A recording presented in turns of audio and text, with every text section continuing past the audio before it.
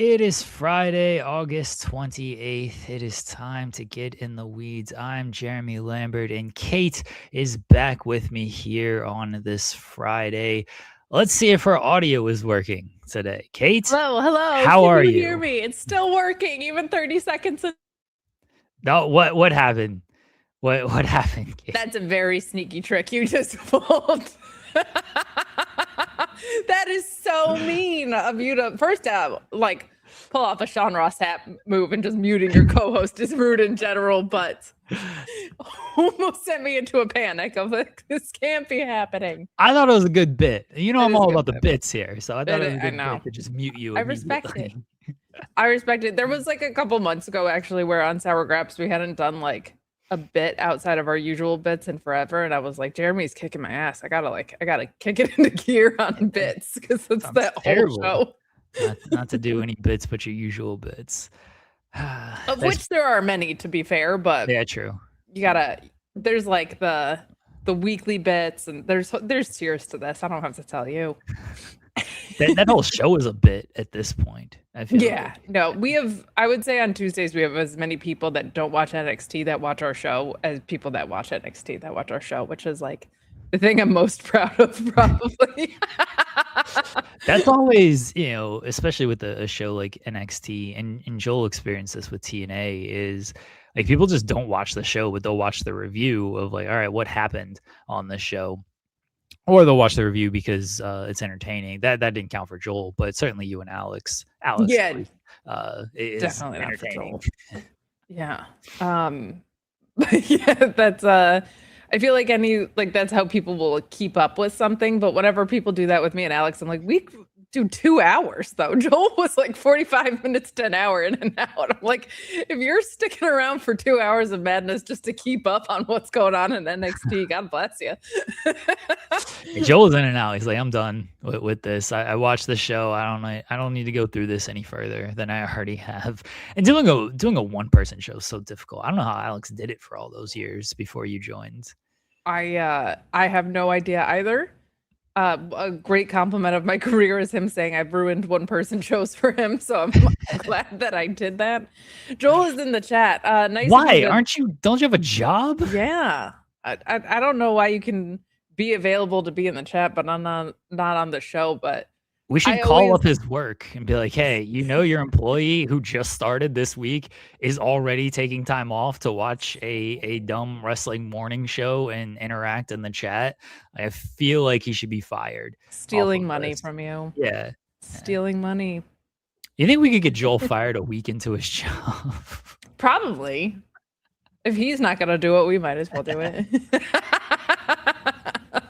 He's already complaining to me about the commute and everything. He's like, oh, it's so terrible. I was like, well, what are you gonna do? It does seem terrible though. It's he said it's like it takes 20 minutes to go like 1.5 miles. That sounds awful, right? I'd rather walk at that point. I don't think he can actually like walk because of the path, but when I did run back in the day, like I could do like the 5K in like 25 minutes. So 20 minutes to do 1.5 miles seems awful. Absolutely terrible. I remember Jersey has some not great commutes as is, but when I lived in the city in New York, I was always like, man, it's really disheartening that it takes me an hour by subway to go 5 miles or whatever. Like if you Google Maps it would be so disheartening. But there were a ton of people that would take alternate, like not usually drive because parking was a disaster, but bikes and scooters and all sorts of stuff just for that reason of like, I'd rather get fresh air and get there quicker.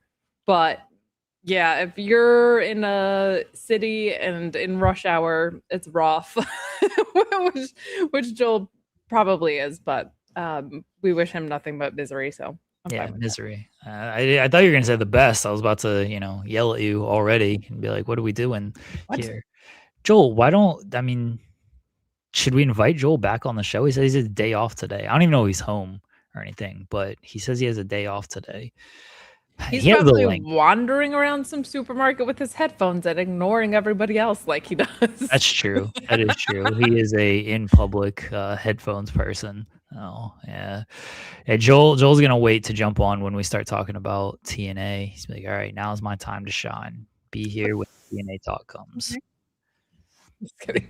The chat doesn't want Joel back anyway. Yeah. Oh, that makes sense. Guys, leave a thumbs up on the video. Look at this. Trying to get things out of the way early. Leave a thumbs up on the video. Leave a super chat. Subscribe to the channel. Tap the bell for notifications. All of that fun stuff. The TNA preview yesterday did the biggest numbers ever because the legend, the GOAT Harlem was back, and that's all people cared about. No one actually cared about our TNA preview, which lasted like 30 seconds, but Harlem ran in and nearly decapitated SP3 by trying to take his headphones off, and it was one of the greatest moments in the show history as well. Only preceded by when she told him to shut up after he went on like a 2.5-minute rant about Jon Moxley, and then immediately she burst in and told him to shut up right when his rant finished. The timing was absolutely amazing there. So Harlem's doing numbers. I probably got to pay her more than I pay SP3 at this point. So I'm so glad. Showed up on, I did the True Heel Heatwave prediction show, and SP3 had just gotten back to the UK, and she popped in to tell us that she can have chocolate whenever she wants. She's the best.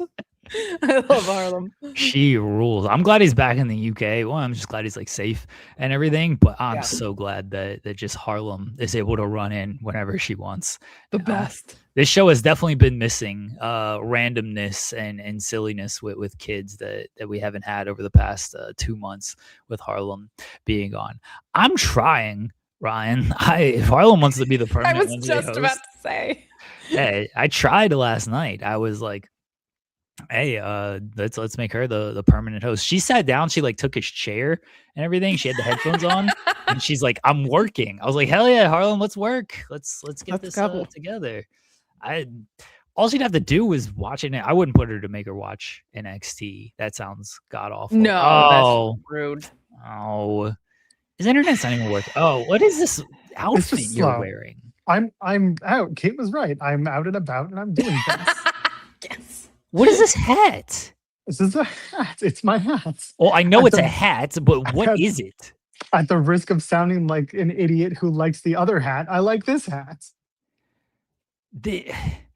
What is this vacation Joel look? This is very off-putting, honestly. You've seen me in this hat before. This is not new. I don't remember though. You know my memory's terrible. That is fair. Your memory's terrible. Yeah. The long and the short of this hat is my wife bought it. She decided she didn't want it, so I took it. It's my hat. I like this hat. Oh my gosh. This shirt, this hat, you match pretty well. I'll give you that. Thank you. I have my moments. Sunglasses. Oh, this is definitely Joel on a day off. Yeah. He's like a mango dango daiquiri away. That's can't wait. I don't like this. Yeah, it's what would you prefer? Do you want me to go get my camera, go home, and stand in front of my desk? Just wear the black shirt like I'm used to. There's a black shirt there. I see it. Yeah, I know, but like you have the color to go with it, and I don't like that. Oh, this is what you get, pal. I don't. You know what it is? Like this guy who's on screen doesn't think everything is it's fine. Like this guy, the caricature that we're seeing on screen right now thinks everything is like absolutely fantastic. Oh no, friend, no. Everything is still just fine. Don't you worry. You look like you're going to a Grateful Dead concert too. I wish that would rule. 5 hours of just watching people get absolutely blitzed and listen to music that goes nowhere. That's like watching a wrestling show. Yeah, Joel retired and he moved to Florida with this look. It's bad enough that I have to travel back to the States well before I had planned to. So here I am. When are you coming back? When are you going to the States for what? Monday for work. I've got a conference, and then I'm back again in October. Yeah. What kind of work are you doing?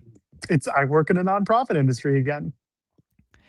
There's a lot of nonprofits. Like what? Yes, there are.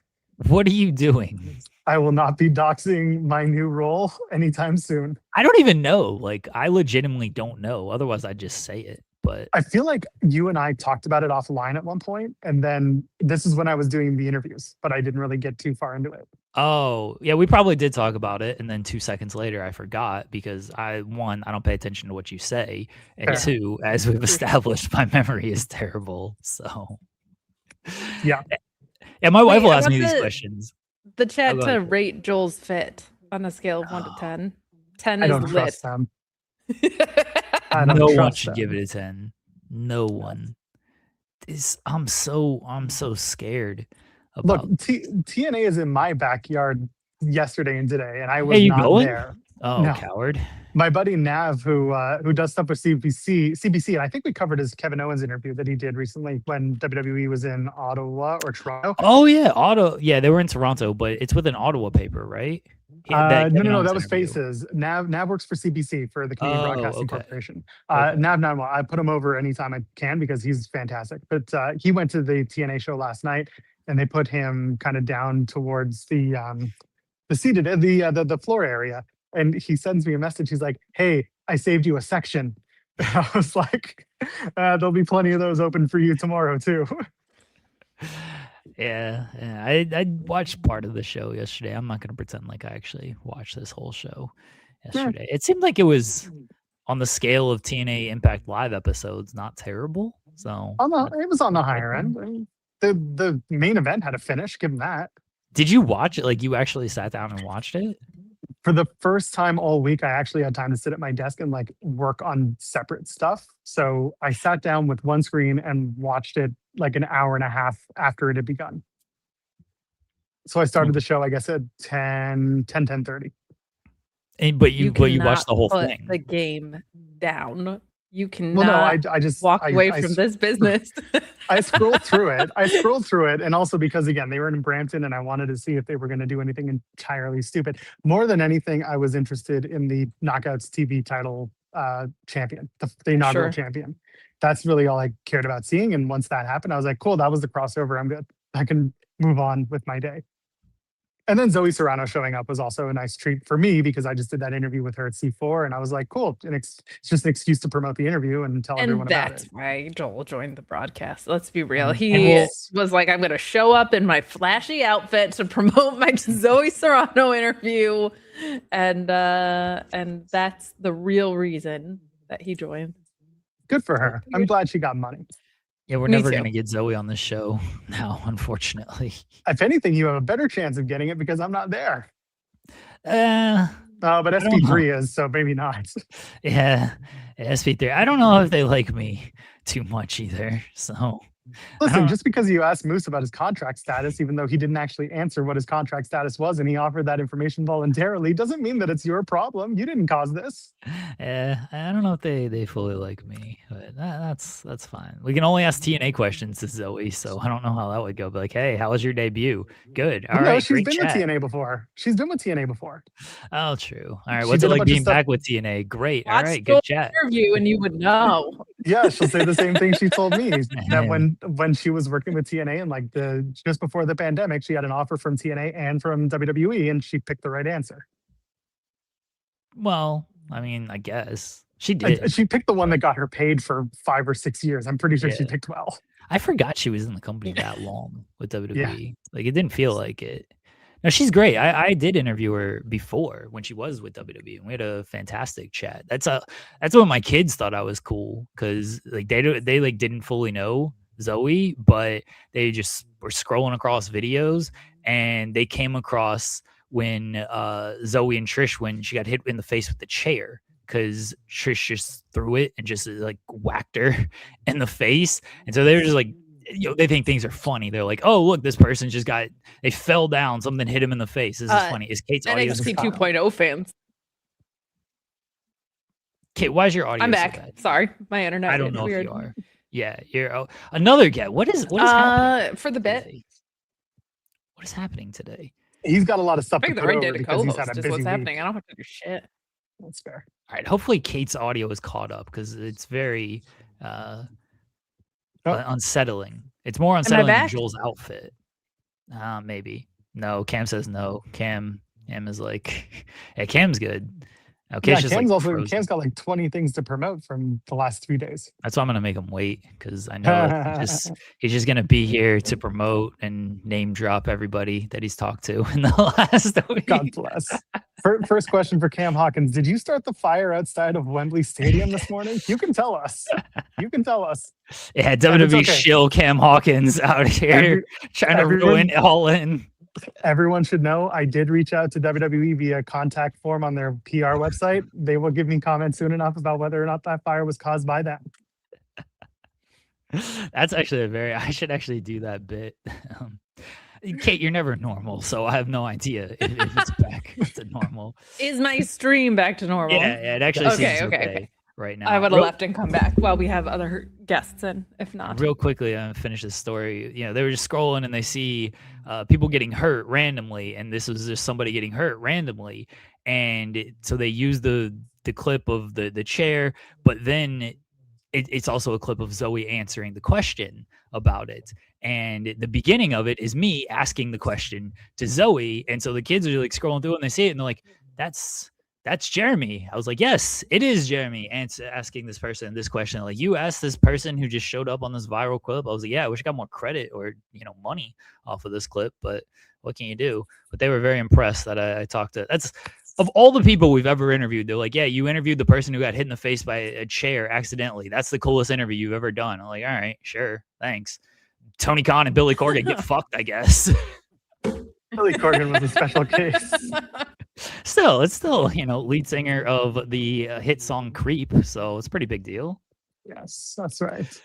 All right, let's kick Joel off so we can get Cam Hawkins in here. Bye, Joel. So long. I'll see everyone another time. Goodbye. Hopefully not. Cam Hawkins is here. Oh, Hang Cam. it up, Joel. I don't get to talk about that dumb fucking hat.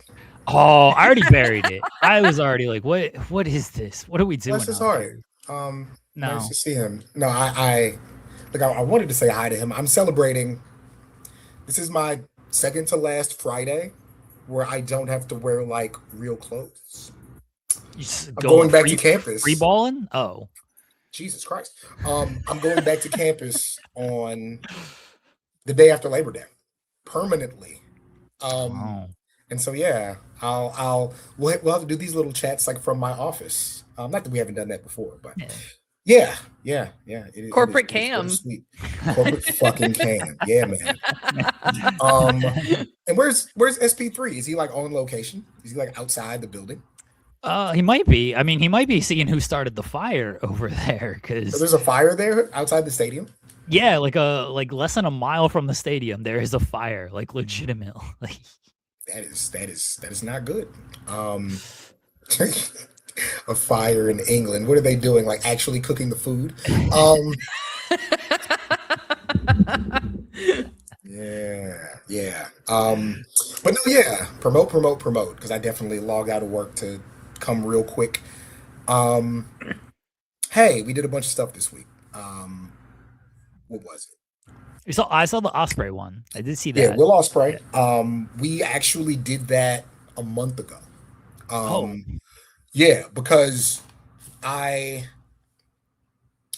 there's new PR at AEW, and not like Adam Hopkins is still there, but it's like a new team, and so when Danny left, Danny like really put me over with those guys, and so I was like, I have to like do good. And then like the first month or so, it wasn't as smooth. Like we did the interview with Maya World, we ended up doing it late, so it wasn't a feature. So I was like, well, let me make sure I'm in these guys' good graces. So we did the interview a month ago, and I kind of sat on it and worked on it bit by bit and watched the TV, and so it came together. And then of course, the day I turn it in, he goes on Ariel's show, and I was like, oh no, they're going to tell me, Cam, we don't need it anymore. But I think it was a good companion piece.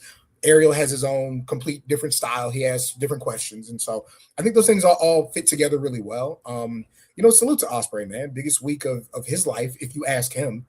Home game, facing your rival, the title that you want. And so, it was great to talk to him again. We've done a feature, we've talked in person, had a drink or two before. He is a fun interview. He really wants this thing. I thought it came together really well. And I had to do a Dragon Ball reference because, of course, you had to. I felt bad for him when he did it because I know he meant it and it didn't really mesh with the story they were telling in the moment. I think that was one of those things that looks better on paper, and so we put it on paper. But yeah, salute to Ospreay. Really quick before we talk about the other thing, Complex's sports media list came out. I don't know if you've got to look at that. I've not seen this. Salute to Chris Van Vliet, who came in at 19. Nice. And it's all sport. Like this is a list that, Stephen A. Smith led, so salute to Chris Van Vliet. But hey, we came in at 17. When I say we, Ariel came in at 17. But it's one for the team, baby, one for the team. So that was really cool to get that acknowledgement. This thing we've been doing for it'll be 2 years next month that Uncrown's been a thing. Love the way it's rolling, love the way it goes. But the other thing that I did, so on Tuesday, my home team, my corporate overlords, WWE, reached out to me, and they were like, "Hey, we got a show this weekend. We'd love for you to interview Miles Bourne." And I was like, "I would love to do that. That would be so cool."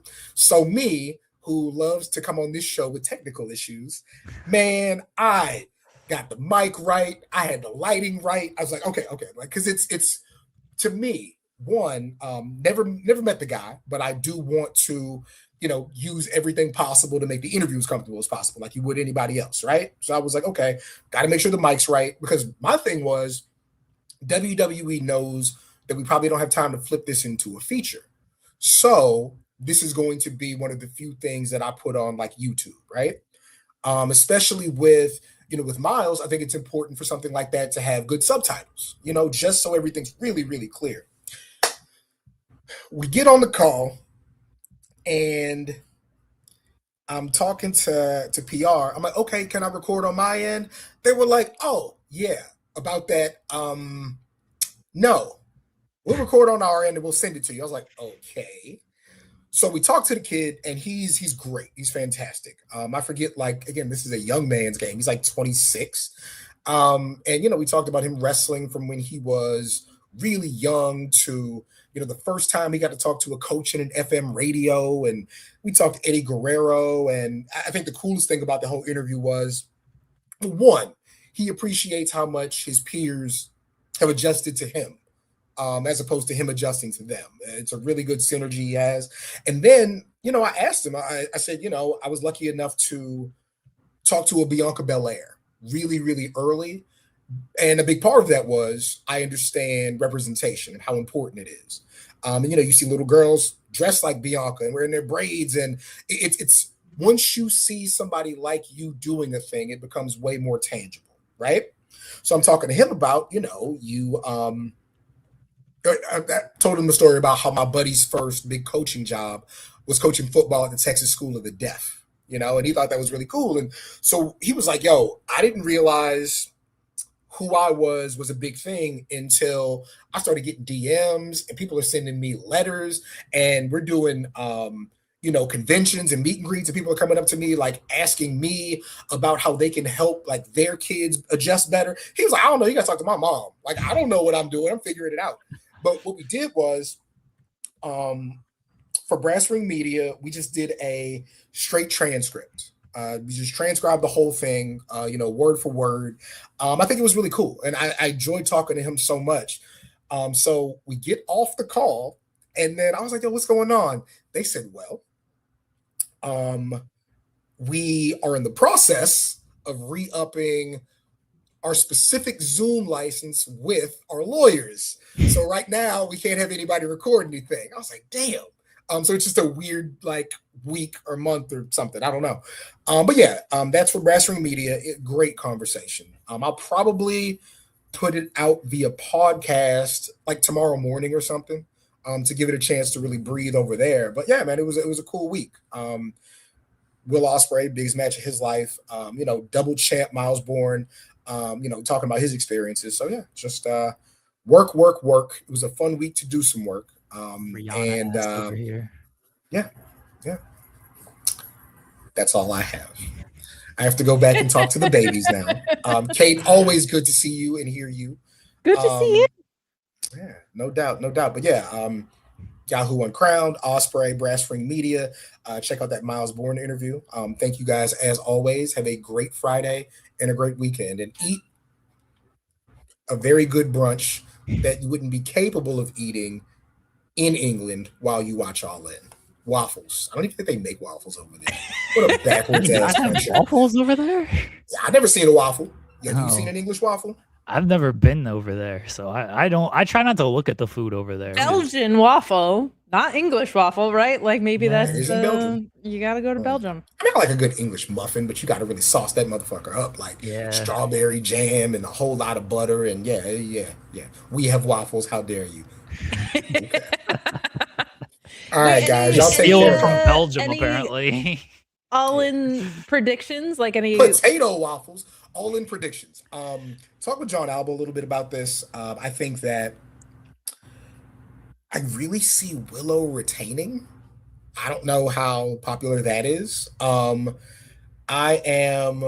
think Kevin Knight's got a chance to steal the show with Darby. Really excited about that. I think, it feels like a great way to bring in a Kofi and a Woods, if that's what they choose to do, if that's what they're doing. But yeah, I think that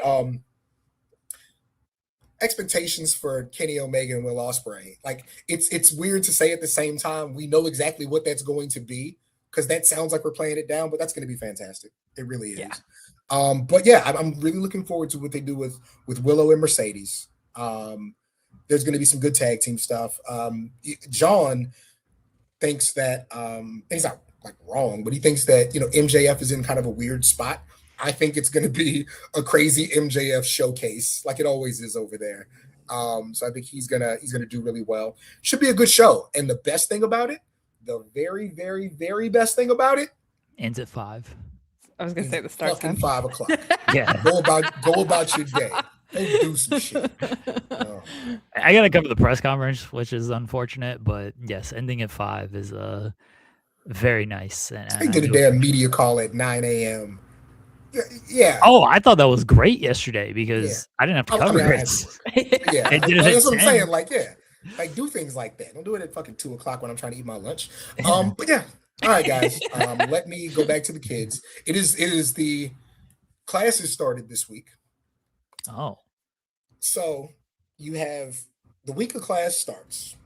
You have 2 days to add drop. So classes started the 24th, so students can change their schedule the 24th and 25th.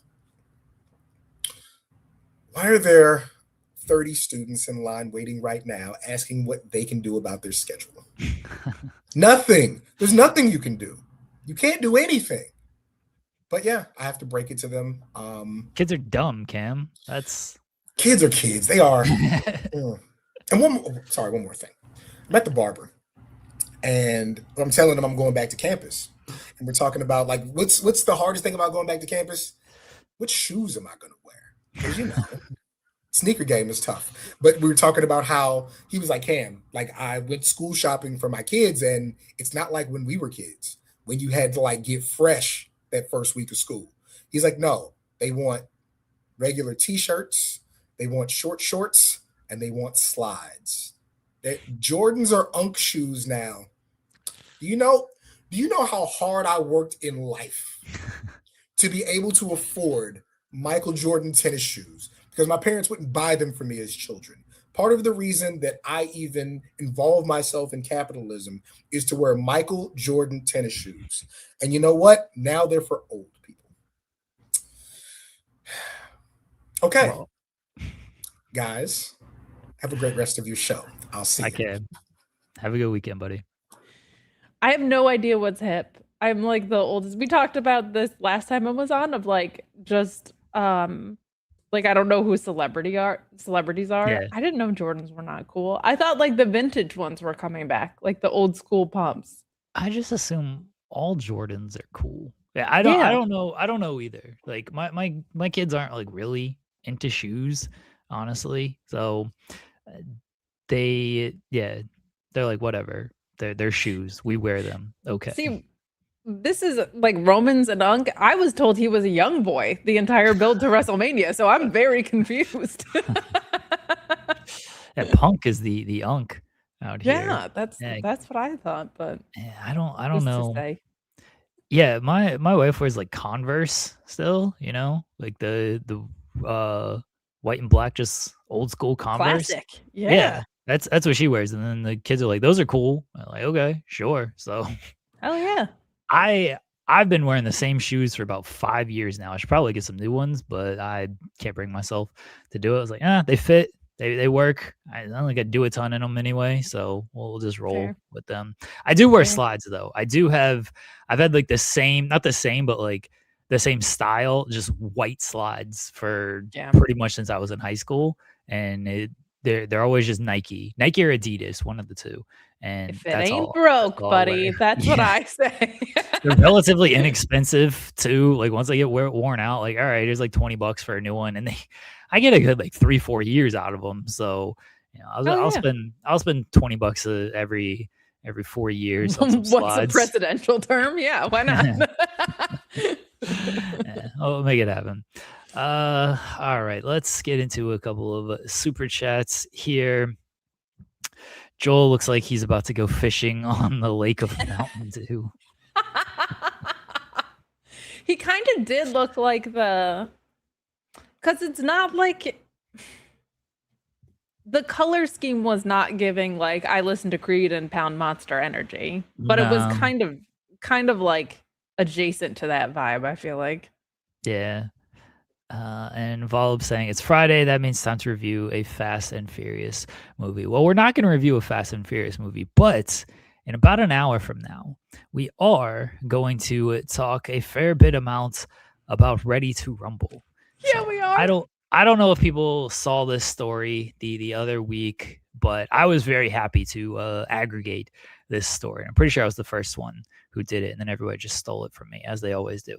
But David Arquette did a Reddit AMA and was asked about like, hey, what movie, if you could do a sequel to that you've ever done, would you do a sequel to? And he said Ready to Rumble, because he just apparently loves that movie, as he should, mind you. And it became a thing. And Shane Hartline, who is involved in independent wrestling, he tweeted that like, I should be the one to make this movie, and he gave his reasons why.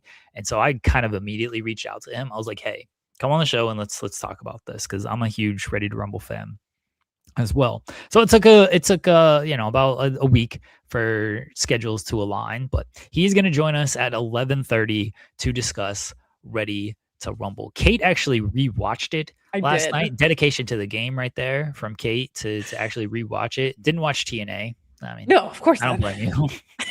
I don't blame you. Part of it was I hadn't seen it since I don't think I was like since college. And when I turned this on and saw that a young Oliver Platt was the lead, I was like, right over my head I was like, this guy's a phenomenal actor. And I also didn't remember like I wasn't a big wrestling fan yet either. So I'm sure I was not in a completely clear-headed state of mind when I watched this in college either. So I couldn't believe like how much direct referential stuff there was of like everybody's real names were used. Like they used the word Nitro. Like I thought for sure it would be like so many times when there's stuff with wrestling in movies like that, it would be names that sounded like wrestler names or whatever, but like everybody's real names were used. Like they mentioned the Nitro Girls, like all these things. And I was like, oh my gosh. So like, I probably didn't even know anything about WCW at that point either, but I was like kind of blown away by how many wrestlers were in the movies by their actual names and how many actual references to WCW they could make, like, and not have to like fake names for copyright or anything. I was like very, very surprised by that. Yeah, it was a full-on just WCW promotional vehicle. Yeah. And that's why Arquette ended up as the world champion and on the show and everything. I think the only like non-wrestlers who kind of had bigger roles was Jimmy King, Oliver Platt, and Sinclair, who was Joey Pants, played Sinclair. And otherwise, like, yeah, everyone was an actual wrestler. And of course, like Arquette and Scott Kahn, they kind of had roles and stuff too. And Rose McGowan was the head Nitro girl, not Nitro head Yes. girl, and she was not an actual Nitro girl. That's one of my I did not rewatch it. My memory of this movie is fairly good. My memory is bad overall. The things I have as like great memory are movies that I've seen like 500 times. And Sure. that is it. That is not only a movie I've seen 500 times, that is a movie that I know like the DVD commentary for, like the Scott Kahn and David Arquette like commentary. I can name No parts way. of that from this movie. So The other thing, I'm excited to talk to Shane about it because, like, it is of its time from a humor perspective, and I feel like I would be intrigued, and I can't wait to ask him about like how he thinks that would translate to now, because it's like it is a time capsule of like 2000s, late 90s style comedy and like irreverence and all those things. So I'm intrigued to see like how he could bring that into the new era. Yeah, we watched American Pie last week, maybe 2 weeks ago. And like I don't think a movie like that works at all in today's society. Like I just don't Nope. think you could do like American Pie. And yeah, I do that's a good question of like how would this kind of work to today? Like how could we make this fit? Even the wrestling portion where we've been told a million times that it's all fake and here's your behind the scenes stuff. No wrestling. They were just punching each other constantly. That's true. They were just shooting on each other. Yeah. Like they just were. I was like, nary a wrestling move in here. It was all just throwing hands. I was like, they're just beating the hell out of each other and punching each other. We got a diamond cutter in there. We got I mean, the 4-post Sure, I massacre is kind guess. of a wrestling move. Like it's I suppose. it's just 4 people jumping off the top rope onto somebody. It was a lot of just punching each other, though. Yeah, It was that's very true. funny.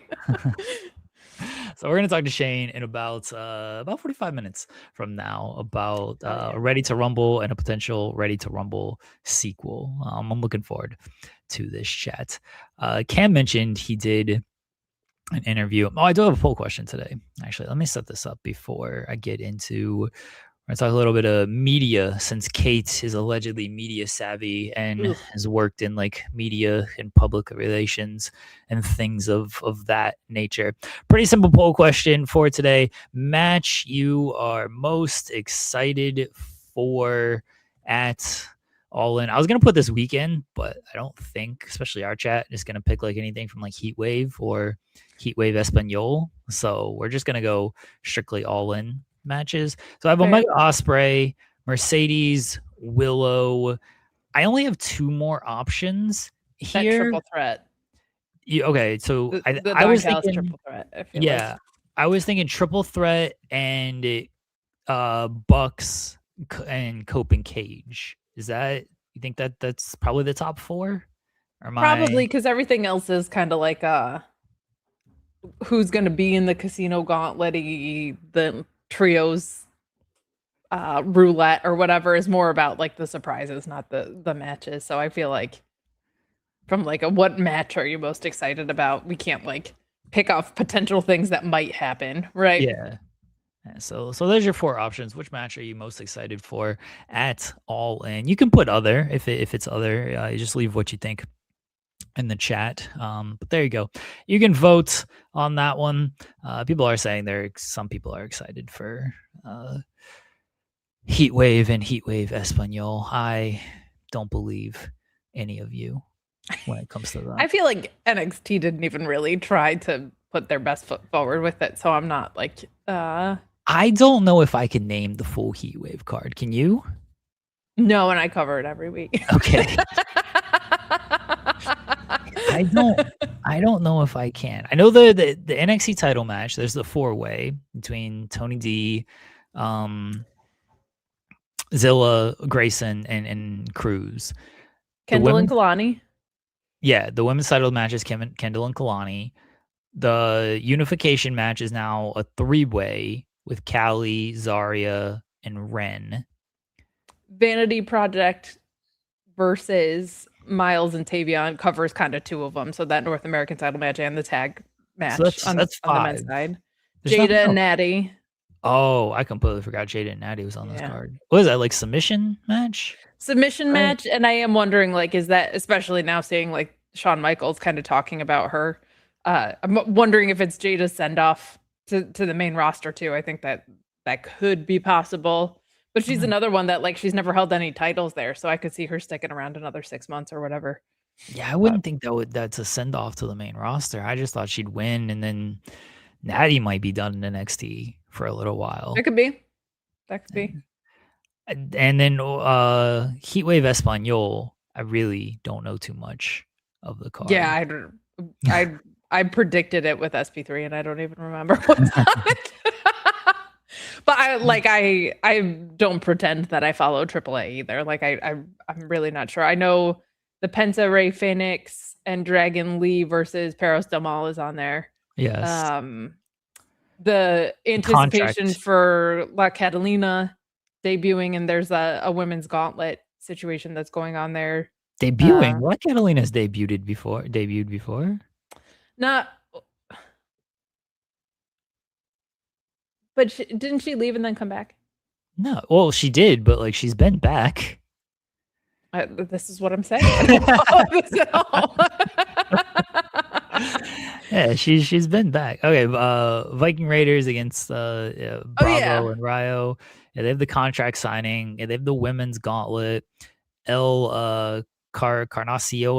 I forgot which one. I want to keep saying like it's incarcerated in Spanish, but I know it's the butcher in Spanish because I was the chat kept saying Roxanne Perez's boyfriend. Yeah, Drake Monroe or Drake Moreau, not Monroe. Yeah, that seems. Again, like, as much as I don't follow AAA, I really don't follow LFG, so I didn't really know anything about him. But that kind of gimmick always seems to work, like characters that kind of follow this like Texas Chainsaw Massacre kind of vibe. Carnicero, thank you. I keep wanting to saying Carnacion because I keep thinking again incarcerated, but Carnicero is what it is, I think. So yeah, that's a Heatwave in Spanish. Well, it'll be these should be fine shows. That'll have some really awesome in-ring on it, I'm sure. That's they're always super fun to watch. I just I'm maxed out for the it's going against All In. I'd watch these shows if they were just on Saturday and silly. No problem, but it's going against AEW's biggest show. I know the nation is going to only be watching NXT Heatwave and Heatwave Espanol, but I feel like the rest of the world is going to be watching All In. That's an inside joke. Right. That's an inside joke that no one's gonna get because that's what they say over on WWE radio is that the nation will only be watching NXT, and I'm just like, okay, the nation. All right, if you think that, that's fine. Media ethics. Not even ethics, but just media. Business ethics. Anybody remembers? Just media relations and coverage, I guess. Sure. So MJF, I praised him yesterday with the job he did with the media he did on the sports media podcast. And I haven't seen anything else from MJF. I do hope there is more media from him leading into All In because I do think he's very good. Ospreay's done a lot of media, as he probably should. It's in England. He's in the main event. I think Ospreay enjoys doing the media stuff as well. But he, for some reason, made full headlines over this Rock comment. Did you see the full thing on I this? I saw your article on it because I saw the world going up in flames about this for some reason, and I was like, it seemed like a pretty innocuous, silly little joke. It was so weird because I get people want to make it to be something of hey, Will Ospreay took a shot at The Rock and then WWE oh, he's never headlined Wembley. And like, if it's just on its own, I guess it's kind of a weird comment to make. Although he made the same comment in the interview with Ariel. Like, he said The Rock and Steve Austin and Triple H, like, these guys haven't headlined Wembley. It was just part of a longer answer that he gave of just like the specialness of headlining Wembley. But with this comment, it's like a 7-minute interview on Good Morning Britain. The guy, I don't know his name, I apologize, but the guy interviewer did like no research. You could tell he just wanted to like talk to Jack Whitehall, who was also there. And Jack Whitehall's trying to put over AEW, he's trying to put over Will. The girl at least was like, oh yeah, I saw the video when your mom was there, and you say bruv a lot. Like, all right, you at least like checked. That's literally what she said. She's like, you gotta, bruv is gonna be your catchphrase. And he's like, 'cause that's yours, right? And so like, at least she did a little bit of research. She checks social media once or twice, so I'll give her some credit on that. But they're just asking Whitehall about this anecdotal Rock story where he like injured himself working out with The Rock. And like, is this the best time to ask this question? Probably not. But Jack Whitehall's there. It's a wrestling tie-in, so they think like, oh, look, it's wrestling. We'll just ask this. And Whitehall's joking. He's like, oh no, we can't talk about that guy. He works for the other side. And Will's like, oh no, it's fine. And he's like, he's never headlined Wembley. And then they laugh and then they move on. And Will even comments on Jack Whitehall's like, I guess, workout form and stuff. And then they go back to promoting All In. I was like, seems like an innocuous thing that happens on a morning show, whether it be Britain or US or wherever, and people just got up in arms about it. And it's insane. People were like, in my mentions, like, well, he doesn't have to talk about WWE, he doesn't have to answer the question. It's like, it wasn't even like a question towards him, and he should answer the question. Just answer, say whatever you feel like, as long as you're not burying anybody and like, making things worse on yourself. Like, it's completely fine. I don't know why people got mad about this. So the question I'm going to ask you, Kate, is like, if you were in Will's position here and you're asked about WWE or something like this comes up, like, should it be like, hey, I'm not going to talk about that, or just stay silent? No. Like, what do you think? No, 100%. He should do exactly what he did, because like, if you're outside of the sphere of everybody on Twitter being mad at him for no reason, like, I did a breakdown with a really, really, really great Gabe Kidd interview on my own channel, because I was so blown away by how much he understood the assignment like 4 years ago. Of like, most people that are tuning into a British morning show or whatever, their reference for professional wrestling is The Rock or is John Cena or whatever. So like, there's a few things that I think are actually really great about this. The first being, it like kind of contextualizes it for people that are quote unquote casuals or don't really know wrestling. It's kind of, it's the most familiar reference that you can make. The other thing is, the best case scenario is The Rock response. The biggest week of their show is the best case scenario is The Rock response. And if he doesn't, who cares? But like, if you want to get free publicity from somebody responding who has the biggest following in all of pro wrestling, that's a great thing. And on top of that, like, to me, the thing that online missed about this wasn't a shot at The Rock. This was like him putting over Wembley Stadium. Like, to me, that was like, he's on an English morning show, right? He's saying like, the be all end all is not wherever WrestleMania is. The be all end all is getting to be at Wembley Stadium. And that guy never got to do it, but I do. So like, I think people forget that like the target audience for a lot of those interviews is not the dweebs online who are like, I say that endearingly, I'm one of them, like, who are going to be really mad about this for 24 hours and then move on. He's trying to sell tickets to an event to the people that are watching that show. And so to me, that read so much more the other way, as he's putting up Wembley as the centerpiece of all of professional wrestling, not wherever WrestleMania travels to. Like, this is the boyhood dream for people that grew up in England.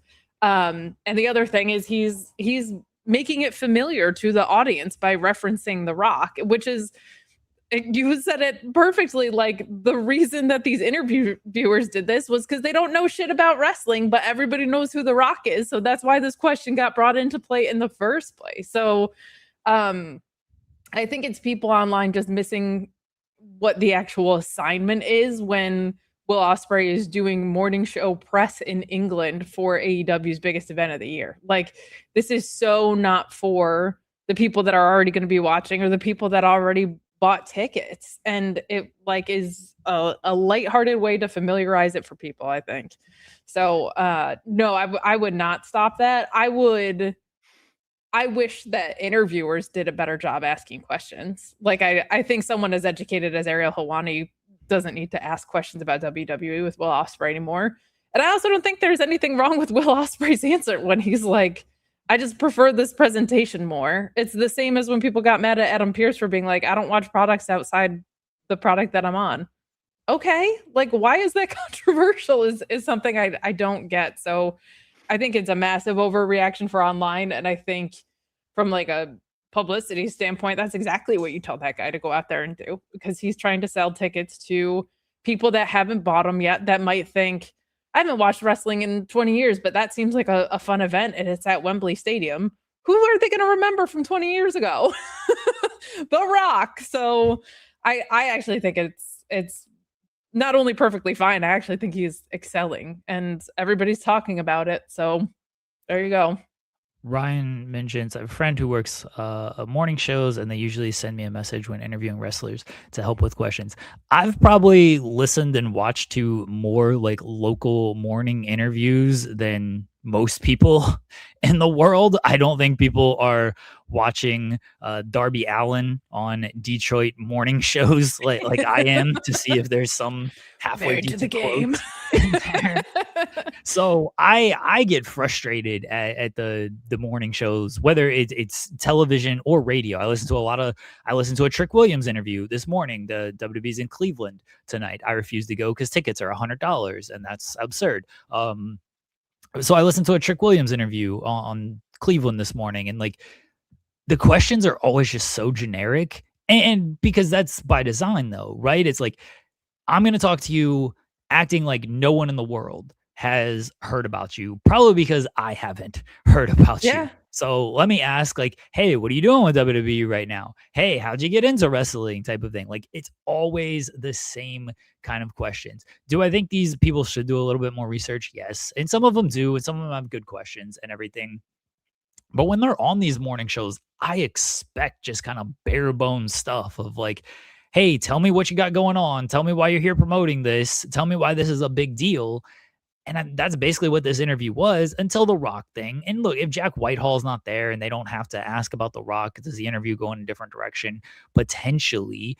I thought Whitehall was fun with it. He's like, oh, we can't talk about him. He's on the other side. And like, what do you want, Ospreay to just like sit there and say nothing? I think that's, or worse, be like, that's right, he is on the other side. The Rock is doing WWE tryouts, maybe. Like, you know what I mean? Like, this is why I prefer it to, like, other than you mentioned MJF, and he somehow figures out a way to make it so, I think because his character is just such a strong character, like he always makes these work.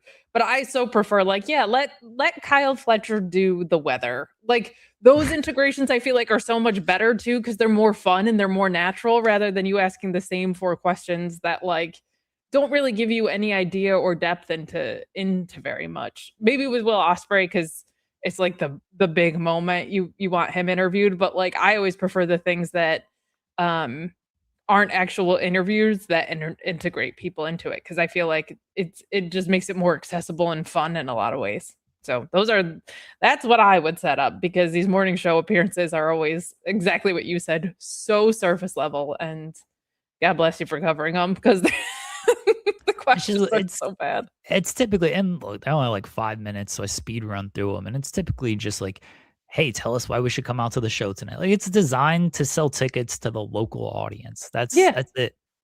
And like you mentioned, like, if you're watching just Good Morning Britain and you're not a wrestling fan or anything like that, you hear them talking about All In.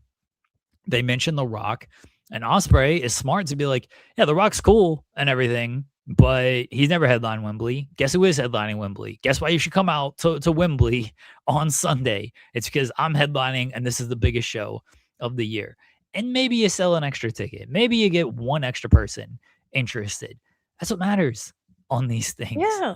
And I think people forget too, especially like in just even geographically, America is so different, but there are so many, like, I think a lot of people forget, like, they have that music venue that's like, what's going on at this venue at this time? Like, this summer, what bands are playing at this venue that I live by? Like, Wembley, sometimes there are things that are just like, what's going on at Wembley, right? Like, if it's not just a sports match or whatever, like, so, like, I think people forget that Wembley itself is kind of a draw. Like, it's already a big deal because that's where it's happening, and I feel like that's what Will Ospreay was trying to push toward. A couple super chats here. Cyclops with Wolverine says, "Why do I hate The Rock?" And fair.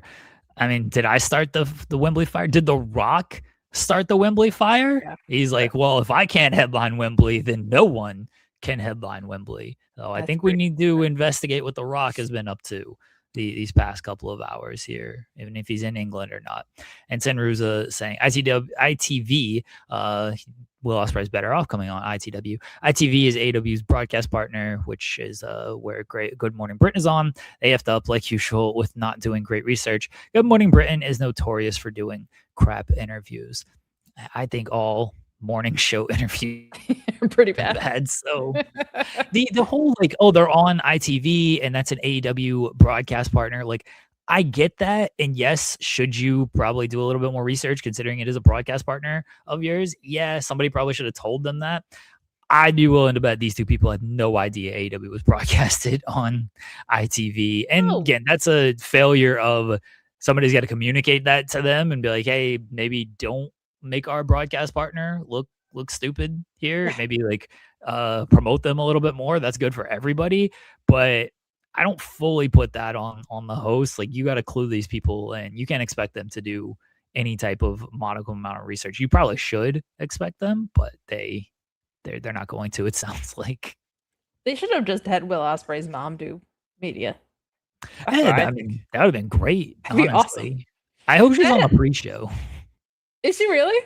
Oh, I said I hope so. Oh, yeah. That, like, honestly, that sit down with him, I would say the production stuff for like YouTube and all the AEW vlog stuff has been some of the best work that they've done with these going into Wembley.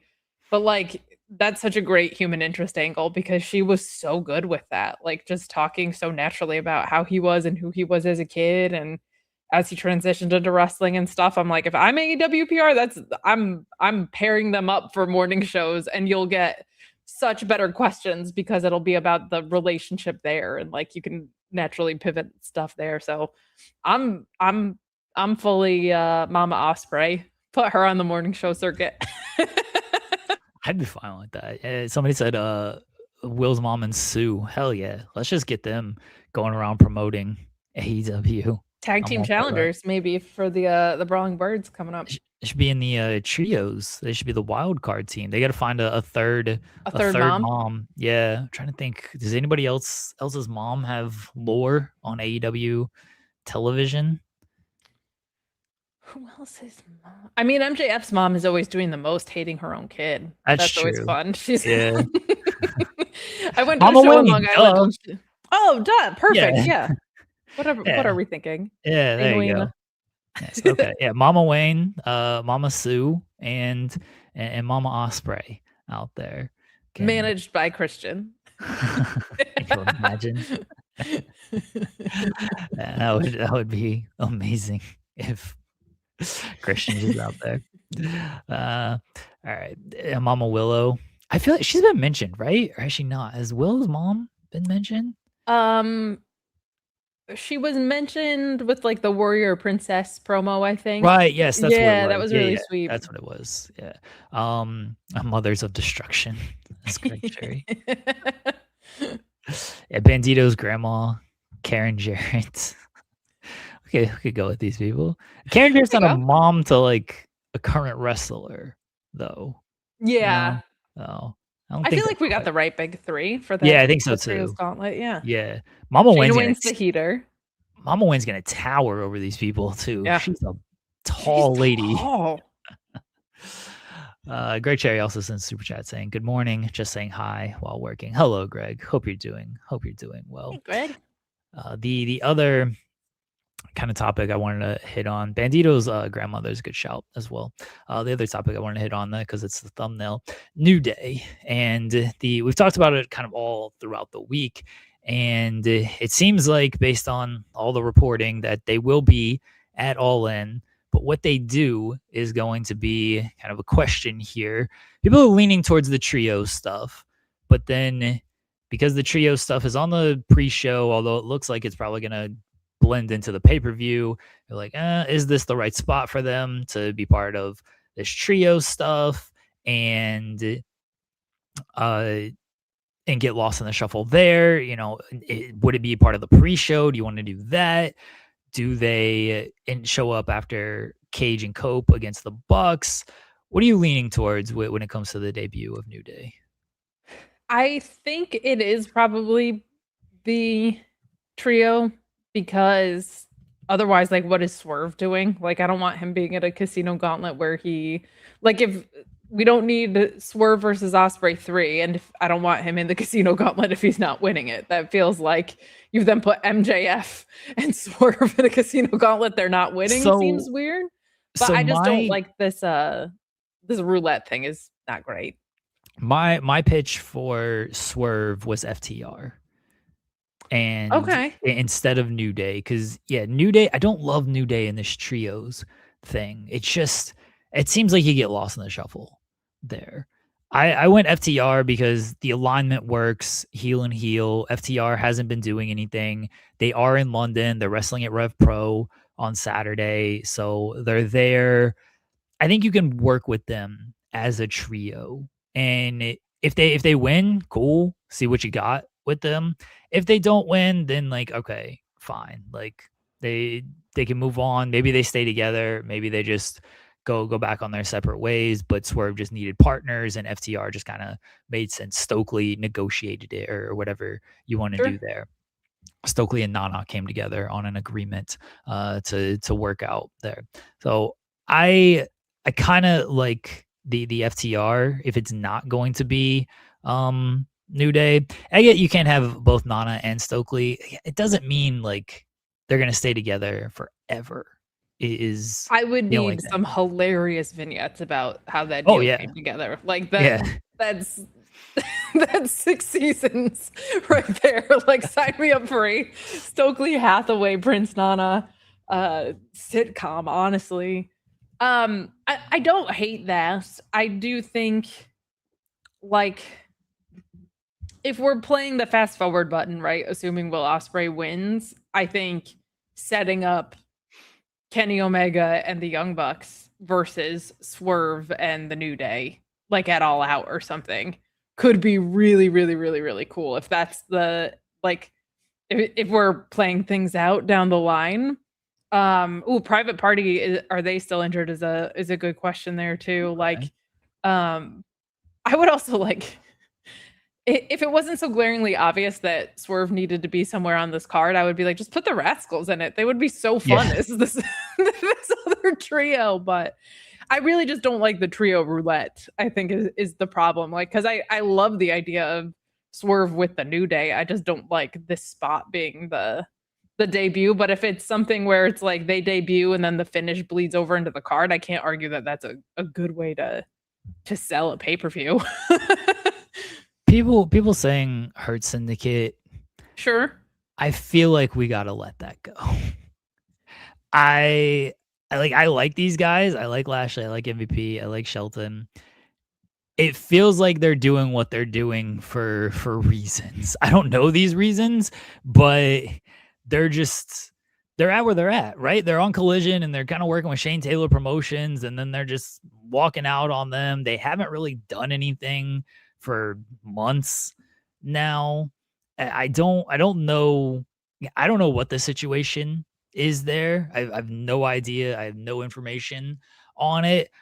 I'm just going based on what we've seen on television for months. And what we've seen on television is they are just not important pieces to the television. And I don't know why. Should they be? Sure. Like I do think there's a bigger role for them, but they're not. And I'm not going to try to force them into this match of be like, hey, let's put the Hurt Syndicate there, or let's put them with Swerve. Swerve and the Hurt Syndicate doesn't make any sense anyway. I mean, No, creatively, that's a big gap. Yeah.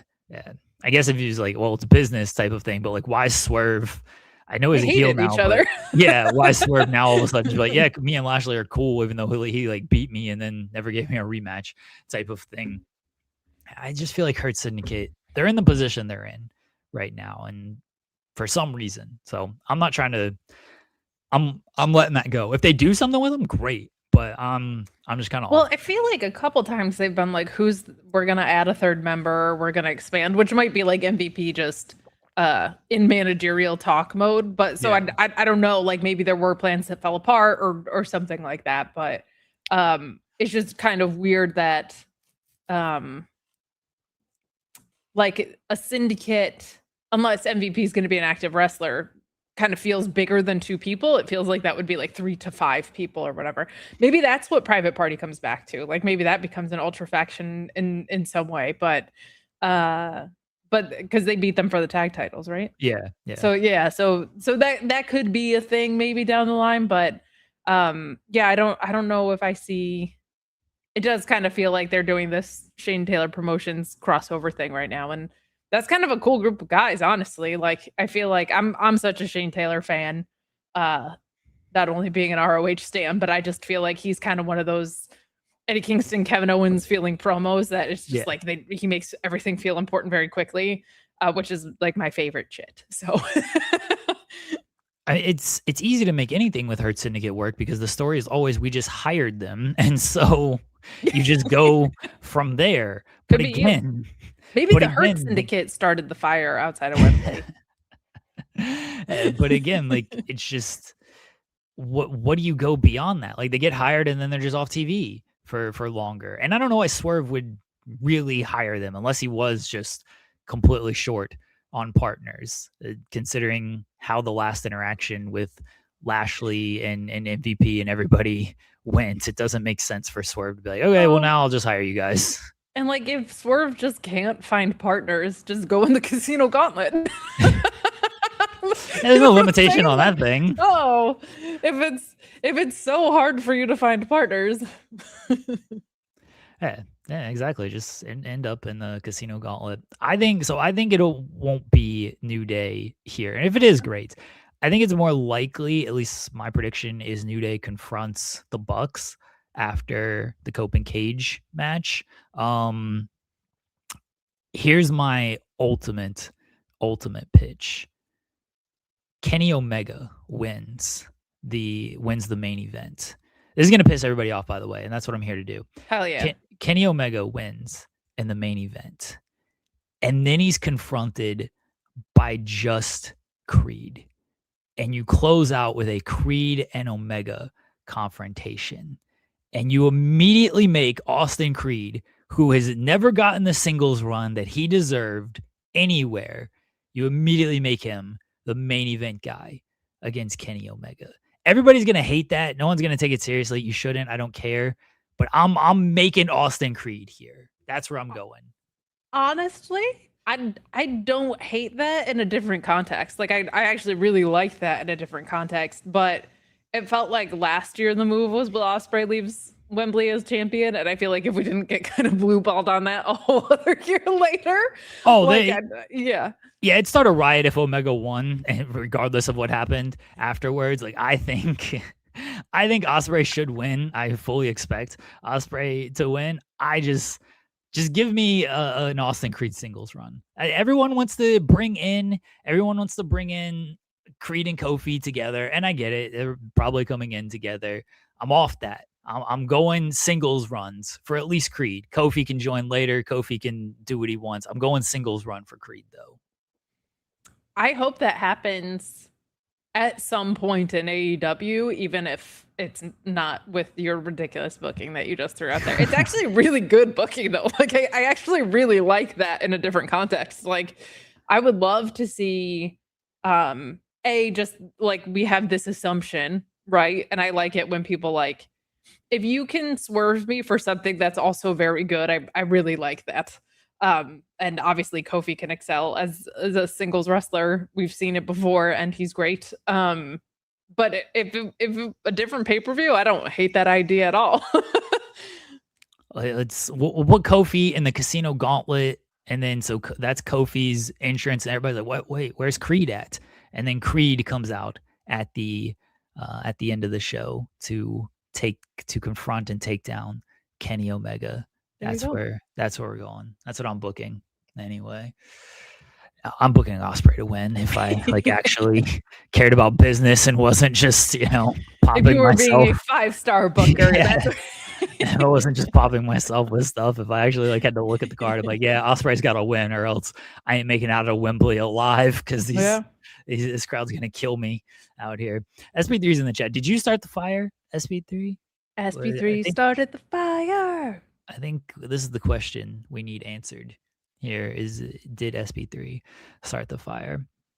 I heard that's what our poll question for today actually should have been. Who started the fire? Started the fire, yeah. The Rock, SP3. Give me just a completely out there prediction for All In, Kate, much like I did with Creed confronting Omega. Mercedes wins and then is confronted immediately by Kaylee Ray. That's a little too close to yours, honestly. No, I'm not mad at it though. Okay, I'm not mad at it. And Mercedes wins and is confronted by Kaylee Ray. Okay. Kaylee Ray, Kyrie, maybe potentially. Ooh. Run back her first opponent after she left WWE. It was Kyrie, right? I'm not. I think you're right. Yeah. Yeah. So run that back. I think a big prediction would be just Britt Baker shows up at all, but I don't know some if that's capacity gonna happen. I think if that happens, they'd probably save it for the Rebel Heart show. That would make the most sense. I would be, and I don't know if she's gonna wrestle. I don't know if it's gonna lead to a full-time return or anything. I think that not having Britt on that show is kind of a slap in the face to Britt and Rebel, honestly. That's like a almost feels like a vindictive omission, especially because Tony's I think it's a stock response, but Tony Khan's been like, we got to find the creative that makes sense for her to bring her back. Has been like his answer to that question for a number of years, and it's like, well, there's not going to be any more appropriate place to bring Britt Baker back. So I would hope she'd be incorporated in some way. Way. If she's not on that show, it feels like there's some deeper issues there between sides, because that's about the only place. I mean, you can bring her back before, but like that show, like she kind of has to be there 100% for it. What about, I saw somebody, Giannis shows up in the Casino Gauntlet. We were actually just about it was about a year and 2 days removed from this all-timer. No, I'm serious. I'm dead serious. The MVP of the NBA. Yeah, I'm not making this up. For AEW Rampage, ladies and gentlemen, the Greek Freak, Giannis Antetokounmpo. Let's go. I don't know why I said a year. It's been like 5 years at this point, but I was gonna say it feels a little further back than that. Yeah. We just passed the anniversary of the Giannis Antetokounmpo. Let's go. Incredible. Tony not saying that on the stream disappointed me so much. He would not pronounce the last name. He's like, you just did it. You did a good job. That's why it's always so funny when people are like, Tony Khan's such a nerd or whatever. I'm like, yeah, he is, and it rules. I'm like, yeah, bro, me too. What of it? But like that clip, I always am like, obviously hilarious for several reasons, but like, he's the most excitable guy. I'm like, good for him. He loves this shit. Bless him. Like, gotta respect it. Honestly, people are throwing out some really. Is the Hardys show up? Can Jeff get into Canada? Can he get overseas? Like, I I don't don't know. know. Canada's very strict on that, so he might be able to. But I think on Wednesday we talked about Big Boom AJ being in the gauntlet. Oh, we can do Big Boom, Rizzler, and Big Justice as the Mystery Trios team. There it is. Found it. I'm for that. Perfect. Yeah. Rizzler just rizzes everybody up, and then And wins. and then everybody just falls down. That's it. Like, shit, we can't handle a Riz. It's over. Danhausen cursed as a walk so that the Rizzler could run by just. Yeah, I'm with everybody of a New Day. It bleeds into the pay-per-view, and they open basically the pay-per-view with New Day and Swerve. I get it. I get that line of thinking. It's a good way to sell a pay-per-view. Like I get that being a temptation. For sure. I wanna know, like, if it works. And I wanted Joel to ask this question one time, but I think he asked something else. But I want to know, like, did they actually see a return? Because they've done it a couple of times, and then other times they haven't done it. They typically do it like when they're on TNT. It feels like, yes. But I want to know, like, if there's an actual like return. Did they see late buys increase because of this? And only Tony can answer this question. Maybe the next media call, I can ask one of my media friends to, hey, ask this question instead of asking about what do you think of the growth of Kenny Omega over the past year. And what's it like to be in England? And I do. I'm trying to think. Have they done it with something as big as like the New Day's a big one? Like like that I feel like could make that happen. I'm trying to think of like what the biggest thing. I don't think they've done. I think they've just done like it's just a match that bleeds. It just carries over. Yeah, it hasn't been like a surprise or anything. It's just like buy the pay-per-view to see this match result. It is basically what it is. But yeah, they've never done like. I get that's the hard sell at the end is like, oh, we got 2 teams left and one is the wild card. You don't want to miss who the wild card team is. And then it's like, it's going to be a New Day in AEW. And it's like, oh, fuck, okay. I guess I need to buy this pay-per-view right here. If it has a shot at doing it, I think this is the way of like a massive free agent enters the match. And then it's like, okay, well, now I want to see them win. And like, what else might this pay-per-view have in store actually feels like a big deal, like more momentum kind of. So I think if New Day is the team, and it's for the hard sell of the pay-per-view, you gotta reference it more than they've been referencing this stuff. Because SP3 and I talked about it yesterday, and like if it's New Day with Swerve, they haven't like dropped hints that it's New Day with Swerve. It hasn't been like heavy-handed at all. And I think with this, if it is them, especially because it's literally the last second that you're doing this and you're just trying to get these last second buys, like I think you gotta be a little heavy handed on it, because you would hate to, we have this surprise team and it's like, oh shit, I gotta really see this surprise team. And then it just turns out to be FTR or the Hurt Syndicate or whoever. And it's like, that's shit. I ordered this pay-per-view last minute to see them. Like, you're still gonna get a great pay-per-view, don't get me wrong, but like that's not a great reason to buy last minute. It's like, I can't wait to see FTR, the Hurt Syndicate, in this trios match here. Like, you actually want a surprise. What if we've got it all wrong? What if it's Swerve with the rest of the Costco guys and it's Big Boom AJ with the New Day? Oh, like the Rizzler and oh my gosh, what's the other kid's name? Big Justice. Big Justice, of course. How could you forget? Big Justice and the Rizzler and Big Boom AJ with the New Day. All right, I'm for this. There we go. Yeah, I'm all for this. Could you imagine New Day with Big Boom? That would actually be fantastic. They would do so, like, genuinely. I feel like they would make that work so well. The social media numbers, if nothing else, would be through the roof with those 3. Kofi and Creed. What do you mean CM Punk's AEW debut is the highest viewed thing? Like, immediately, 1 billion views. Swerve with the Borden Jr. and -1. Brody Jr.'s there. That'd be pretty sweet, actually. Swerve with Adam Priest and Buddy Matthews. You're joking, Mikey V, but like I'm not mad Trio at would like rule. yeah. That would be sick. I'm not mad at like giving somebody else from like these spots type of thing. Like I'm Sure. okay with that instead of going with like an established team. Be like Swerve just kind of puts together a new group out there. I'm not mad at that, and I love Priest, and I look forward to seeing Buddy Matthews return. So I actually- do hope and think Buddy Matthews will be in the Casino Gauntlet. I really hope that ends up being a return, just because I miss watching him work, and he's been injured so long. yeah. No, I'm with you. It would be nice to if he is there. You think there are any like surprises for the Casino Gauntlet? I do think they probably grabbed Ilya, just because I feel like Okay. I feel like him in a C2 run is an inspired like possibility. But it's tough. He's like one of those fringe ones where it's just like, man, like they have such a big roster and they have guys that I don't think anybody is like Ilya Dragunov, but like that would play similar roles to Ilya Dragunov. But he's such a force of a wrestler. Like I feel like you can't really resist the temptation on that one.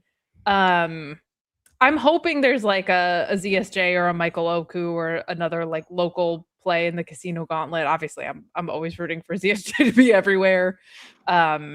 And he'll be at that Rev Pro show, so that would be he always gets like a big pop there.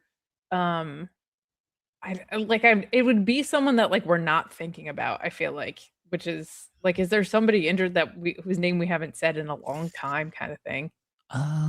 Matthews was a good shout because yeah, he's been off TV for a while.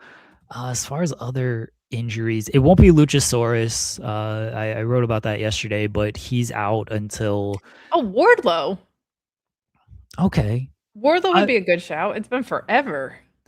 Yeah. I gotta see Wardlow on TV for more than like a week before I can get excited about Wardlow. I'm sorry. I know it sucks. And also, like, can we just pretend the Dunkhouse family thing didn't happen? He does not need to go back there. Samoa Joe's a good shout. Oh, I love it if it was Joe. Okay. That would be great. Be very happy. No, if Joe's in it, he could win it too, because you could get to like Ospreay loves him, so that would be a fun first defense. We're gonna get like the machine guns just together. They just come out together in this match. Be like, hey, remember us? Remember when we signed with the company? We are one single machine gun, and we are here to enter. Y'all are gonna be so mad when the mystery trio team. I'm not, but the mystery trio team is Jack Perry and the Machine Guns, and Swerve is just in the Casino Gauntlet, and everybody's like, "Let's go! What happened here for it?" Jack Perry and the Machine Gun sounds kind of awesome. That actually sounds great. Yeah. I'm here for that. I don't know who else is injured who could possibly show up on this show. We mentioned Private Party as potential trios team with Swerve, or I guess Hurt Syndicate. What they should do is just a Don Callis family only Casino Gauntlet at some point.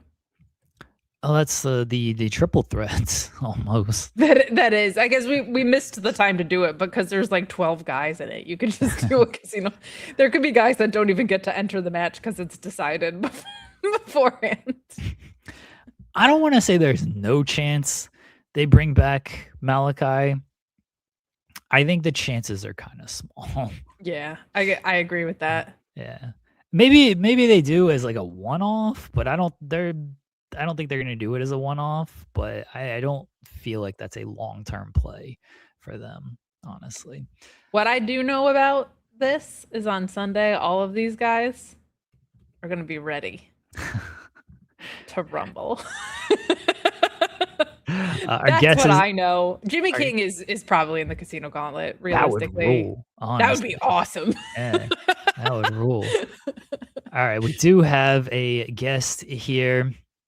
He is hopefully going to be creating Ready to Rumble 2 sometime in the near future. He's involved in independent wrestling, now or never, and he joins us here today. Shane Hartline. Shane, how you doing? What's up, guys? How are you? Good. How are you? Good. You know what, guys? There's not much that gets me up this early on the West Coast, but Fightful is one of those things. I appreciate it. Yeah, when you said you were West Coast, I was like, oh shit, our show ends at like 9 o'clock West Coast. So I'm It's all sorry. good. Stoked to be here. How are you guys? Doing well. Very excited to talk about this topic. Ready to Rumble, one of my favorite movies. And so I'm gonna set all this up here. David Arquette did a Reddit AMA a couple of weeks ago, and he was asked, what's like one movie sequel you would like to do that you've done, that you've been part of? And he was like, Ready to Rumble. I love the film so much, and I think that we could do something with this. And that kind of went a little viral. And then you replied to this as well, talking about your love of Ready to Rumble and saying, I've never wanted more support from you guys than for this. I want to make this movie. Nobody can make this movie better than I can. Help me raise awareness. And then you did a thread on kind of the reasons you should be the person to make this movie. But I'm going to turn it over to you and kind of talk about that a little bit more. So why are you the person to make Ready to Rumble 2, Shane? Yeah, I mean, it's funny. Like I'm an actor, I'm a comedian, I'm a former professional wrestler, but I've done so many different types of content over the years that always kind of comes back to wrestling in some kind of way. And I've always been very open in like podcast interviews or like even like hyper specific wrestling podcast interviews that I've always felt like wrestling and comedy, there's still so much left to be done. I feel like personally it's not ever done to its best. I feel like, I don't know. I think that I just go back through, I guess, my track record of content involved with comedy and wrestling, and it kind of speaks for itself. A little over 10 years ago, I did this really fun, awkward interview series that was a little like Between Two Ferns meets wrestling, where I played this backyard wrestling character and I would interview real wrestlers in very uncomfortable interviews. And that really picked up steam. About a year ago, we started doing these 90s wrestling writers' room videos, which those got the most feedback of any kind of like hyper-specific wrestling comedy content that I've ever done. And that was when I was like I'm finding the lane of untapped wrestling comedy content that I feel like people have been looking for.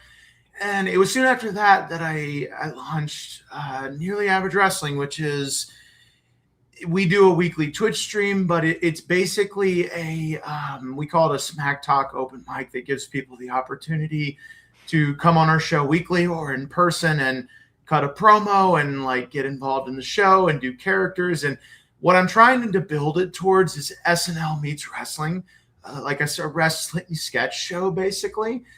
But when I saw David or this post that David made, I was just like, instantly I had multiple ideas of how I would do it, because I've already kind of been creating this world of comedy wrestling.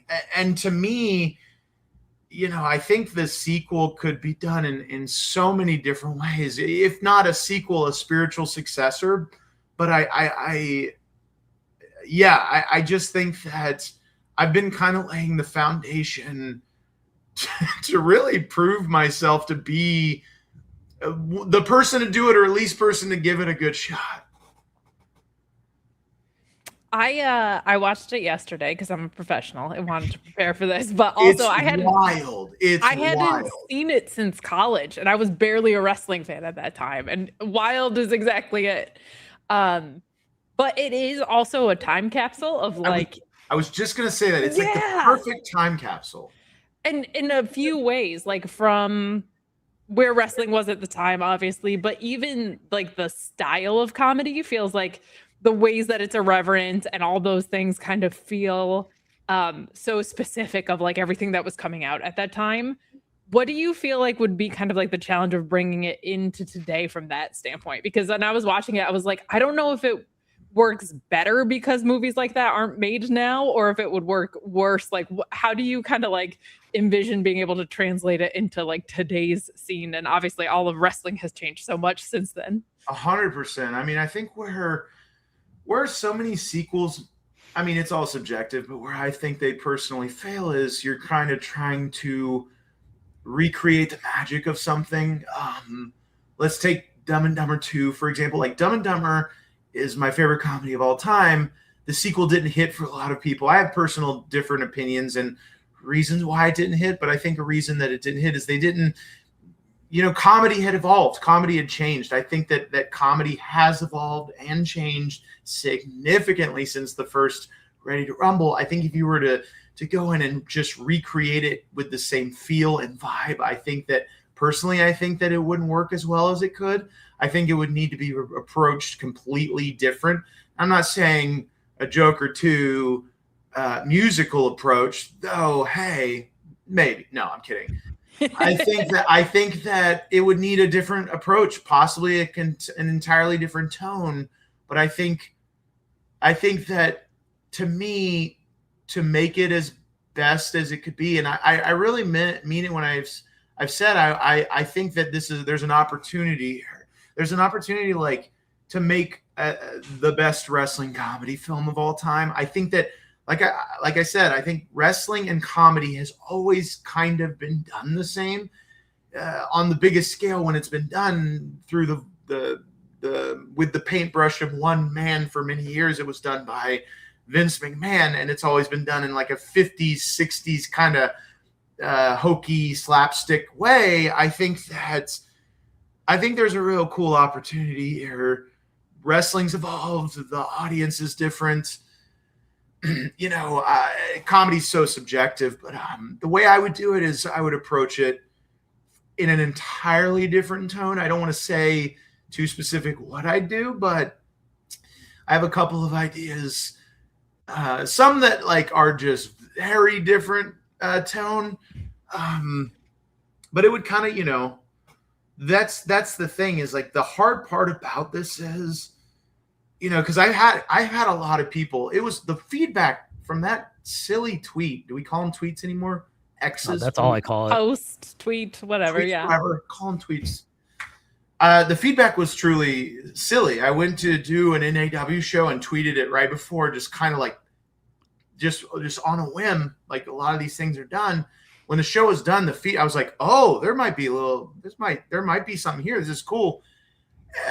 And I've been reached out to by a lot of people that want to get involved, a lot of people that are like, you should do a crowdfunding thing. And I'm like, I've done that before. That's quite an undertaking. Not impossible, but for like something on this scale, like to raise money for a movie is like, it'd be a lot. And the way I'd want to do it, I'd want to do it with a proper budget. So to me, I think the missing piece here is finding the person that could connect, the idea and myself with the budget, because I know how to fill the in-betweens. So that I think is the missing piece here. And I think that it would need the proper budget to make it as what it deserves to be. But I would want David as the main character. I think that there's so many fun possibilities of who he is now, or where he ended up. Is Jimmy King still alive? And is he in this world still? I don't know. That's what's exciting me, is like I have so many different lanes, possibilities. But what I was getting at is like, it kind of depends on, say for instance, who that missing piece would be, or who they would connect us with, having those kinds of conversations to be like, here's what I'm thinking. Where can we meet in the middle to make something like this possible? That would be like my next step. And I don't know. It's trippy. Are you really doing this just to win a world championship? Is that Sean Ross question? I'm out. Bye. Bye. Well, he's muted and doesn't realize it, or his audio is not working. So notably, one of the biggest Mark E Extreme fans in the I was going to history mention, yes, the internet. Thanks, dude. Oh my God, like a decade I'm trying back, to I was on reintroduce that him train. to the world a little bit. We'll see if Mark is welcome in 2026. I mean, I think it was ahead of its time, to be honest with you. Oh, I think thanks, it was, man. I think it was very ahead of its time. Like you were at TNA headquarters and all kinds of stuff doing that. Yeah, dude. To be very real, I don't know if I ever spoke about this, but I'll speak about it briefly. There was a period of time we were really close to doing some fun stuff with TNA, but then it was like around that time, and like the Dark Side of the Ring kind of spoke about it recently. There were some leadership changes, and then these new people that came in did not get what we were doing. But Jeff Jarrett, I'll always say it, he was championing us. He loved what we're doing. Dude, Jeff gets it. I'll say Jeff gets it. But yeah, that was a fun time. That was a fun period. Yeah, I just wanted to. I've never shared this story too. We were at, I think it was like Slammiversary. Backstage, we did an interview with Cody Angle, and he was like 7, 8, 9 years old at the time, but he loved what we were doing. And it was so funny. Like, Cody Angle was such a big fan of us. We gave him a Marquee Extreme t-shirt. That night, they were awarding Jeff Jarrett some kind of thing on the show. Cody was apparently, the story goes, is he was about to walk on stage with a Marquee Extreme t-shirt, and production started panicking. They're like, oh no, what the hell is this shirt? Get this shirt off. Like, I'm like, oh, we were so close so many times. But it was like, see it, man. I mean, like, especially in today's content creation age, I was like, yeah, they were years ahead of like what anything does, because like I was talking to somebody about like sketches that I'd write and I'd put in like a notes app, and I'm like, well, there aren't sketch shows anymore. It's TikTok and Instagram and all that stuff. And you guys were doing so many of that, or so much of that back then too. I appreciate that. Yeah, I mean, we kind of felt the same. Like we were obviously, I loved what we were doing, and it's not to say that I'm actively kind of like with my NAW stuff, which I just mentioned a minute ago, that it's what I'm building towards is like, I want it to be kind of an SNL meets WWE, like a sketch show that's very specific to the world of wrestling. So I'm very much wanting to work towards bringing the Marquee universe into it at some point when it makes sense. So I remember, Sean, you'd have me cover like the first one. You're like, you gotta watch this.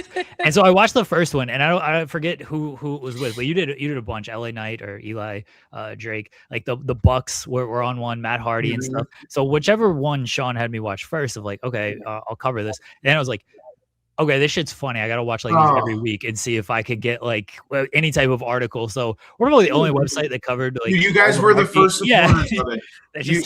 Sean, you were one of the first people that really supported us. I appreciate it. I miss doing it. It really lined up with the type of headlines that we like. Yes, too. 100%. Yeah. Because like we cover horny shit that Daniel Bryan was saying, and Brian like we were like, okay, now like this is really funny. Like all this is so good, and I mean the talent that you were working with as well, like just played off of you so well. And thanks. Yeah, it was the people that they got it. The people that it would work best with, they immediately, because we would all, wherever setting we were in, whether it was a WrestleCon or like a presser kind of setting to get interviews, the ones that like got the short pitch immediately were always the better interviews, like Matt Hardy, the Bucks. Yes.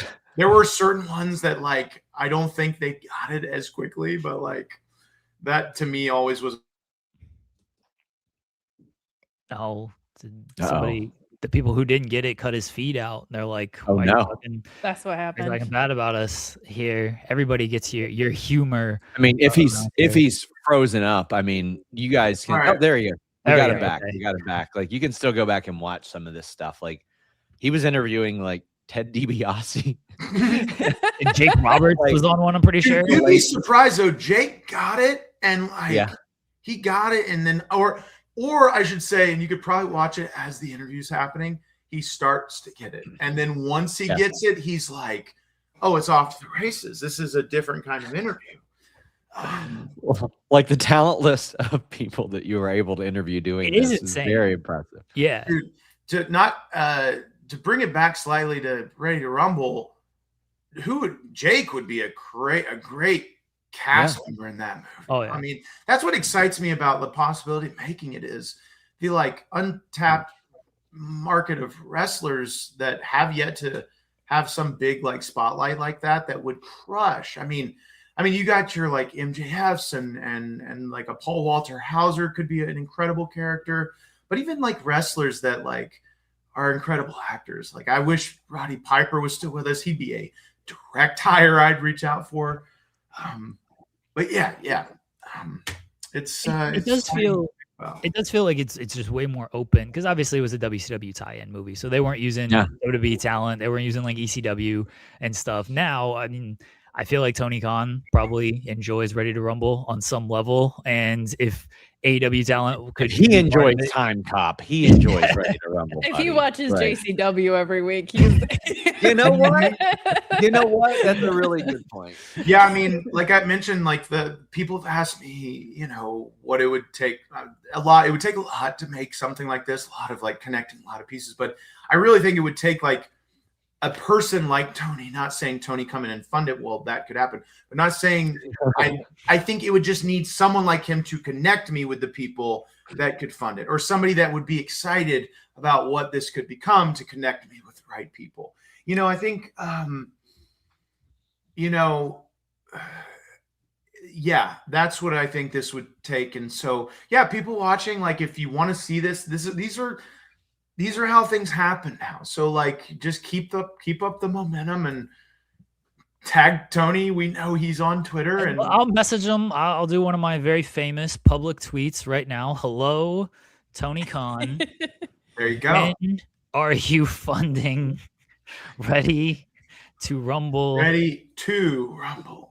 I mean, Ready 3 Rumble, realistically. Had I known that this, I probably could have asked this on the media call Thursday, but maybe we can get somebody at the press conference to be like, hey, is that something you'd ever be interested in? Well, we have to talk about Will Ospreay's journey. That's, more important than Ready Sure. to Rumble questions. Sure. He'll give it, he'll give us the complete oral history of Eddie Kingston's career, even though he's not on the show either. But it is such a much more affectionately remembered movie now than upon release and all that stuff. And streaming can change things for a lot of people and places. It's just, I'm looking at it and I'm like, man, you know what? There's also a lot of people that they're in that original movie that there is still access to. Cause Sting's an AEW guy. Yeah. I'm a huge Sting mark, very open about that. The one thing I'll reveal is whatever tone I would end up taking it, that Sting cameo at the end where he swings in on top of the triple cage. By the way, guys, triple cage doesn't get enough love. I think AEW should bring it back 100%. Hell yeah. I think that Sting cameo needs to be recreated 100% in the sequel or the spiritual successor. That's one thing. His looks exactly like him. Like you could just recast Stephen Bush Jr. We need 100%. We also just need the line, "You love Jimmy King. I love Jimmy King. We're not afraid to admit we can love Jimmy King. We love each other." We do that line too. 100%. 100%. All right, I've tweeted Tony Khan. Thank you so much. He actually does reply to me every now and again, so we'll see if this is one that I get a reply to. Amazing. Yeah. My favorite part of rewatching it yesterday was how much it's so much of it is just them punching each other, like very little wrestling. Just them slugging. That's all it needed to be back then. We're so desensitized. Like wrestling used to be so simple. Have you cast it in your head already? Are you in that far along? Because the chat was saying RJ City. I feel like he'd be incredible. Yeah, he'd be incredible. Yeah. I think I made a tweet about this. I would want to cast a mix of some of today's best comedy actors. Tim Robinson to me is one of the best comedy actors of today, and having him in some kind of role working with him would be a dream. Huge wrestling guy too. Tim Robinson. He's a big wrestling fan. I think having him as a promoter or something could be just so fun. Paul Walter Sinclair would be or Sinclair's son. That could be really fun. Paul Walter Hauser is someone who I have a connection with and I think is incredibly talented. He loves wrestling. I think, if the stars align, that could be a slam dunk. Yeah, MJF. Yes, I like I said, Sting would have to be in it for me. That's my one rider. Like I'm not working on it unless Sting is going to be in it. I don't know. Past that, yeah, I think I'd have to think about it a little bit more. There's a ton of talented wrestlers. Like I think that there's a lot of wrestlers that are very talented, but I think that I would be pretty firm on like, yeah, you could be a really good wrestler, but like comedy chops are also, it's not something that a lot of people are just that great at. And so I would want to make sure that was happening. And, because there's like an easy slippery path where, like I said, comedy and wrestling can easily get a little, in my personal opinion, a little hokey, a little slapsticky. And I would just want it, to go through my filter, I think, before I would like just letting anybody go out there and crack jokes or deliver a script, Michael asking the real question. Who replaces the Nitro Girls? Nobody. The Nitro Girls, nobody replaces the Nitro Girls. I say we reunite the Nitro Girls. Oh, okay. For this. Okay. Dude, Hartline is a good shout. Jay's contact info. I'm pretty sure I interviewed her a few years ago. I mean, Kimberly's still a stunner. I think that we reunite them. There you go. Can we get Rose McGowan back? A boy can dream. I think that's where we need to go with things. All right, we're gonna work on this, Shane. I don't know how we're gonna work on it. We're just gonna bug Tony Khan every day. We're gonna bug David Arquette every day. Let's do it. I mean, here's the thing we could say too. You guys help me champion this. Help me push this idea. Podcasts are, I don't know if you know this, but podcasts are a real big thing in wrestling right now. Sadly. There's got to be a world where there's going to be appearances by podcasters in this film that are talking about the wrestling that's happening. Get a bunch of cameos. I mean, you guys help me. Hey, you scratch my back, I'll scratch yours. Well, you're not getting WWE Radio to do this thing, No, hey, do we want to shoot hard real quick? You want to bring it back to Marquee Extreme a little bit? I don't know if you saw this, Sean Ross Sapp and Fightful, but WWE just announced they're doing a very similar idea to Now or Never now on their radio station. Oh, yep. How convenient! Oh, yep. We've had that happen about 6 or 7 times to Fightful. They've stolen backgrounds, they've stolen segments, concepts. At one point, they tried to steal Denise Salcedo. That was a thing. They made a little post announcing this show. It's conveniently different enough. Have fun. Yep. Yeah, they got flooded in the comments with people like supporting NAW. So I appreciate the support, people. There you go.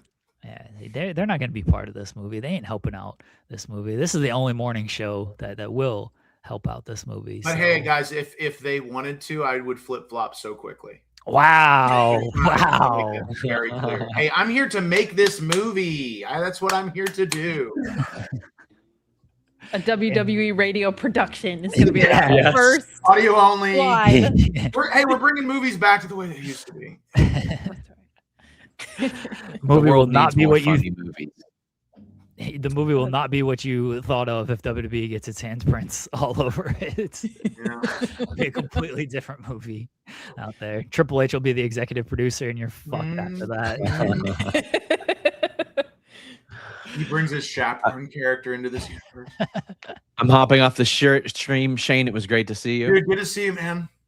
Bye, Sean. Bye, Sean. Enjoy your day. Sean has to get interviews together from the All In Scrum, I believe, where I think some got lost in the fire. Oh, and not a joke either. I think some like the fire did. I don't know. I think the fire like delayed stuff. I don't think they actually got lost in the fire or anything. Shane, kind of my last question for you. You mentioned the triple cage, which I do think needs to be brought back. Do you have, and maybe it is the triple cage, do you have like a cool match gimmick that like has to be part of this sequel? Because that is such a big part of the movie. It really is. main event. I've mainly just kind of thought about the general like tone and the storyline and where these characters are, and mainly working from like David's character and backwards in a couple different directions.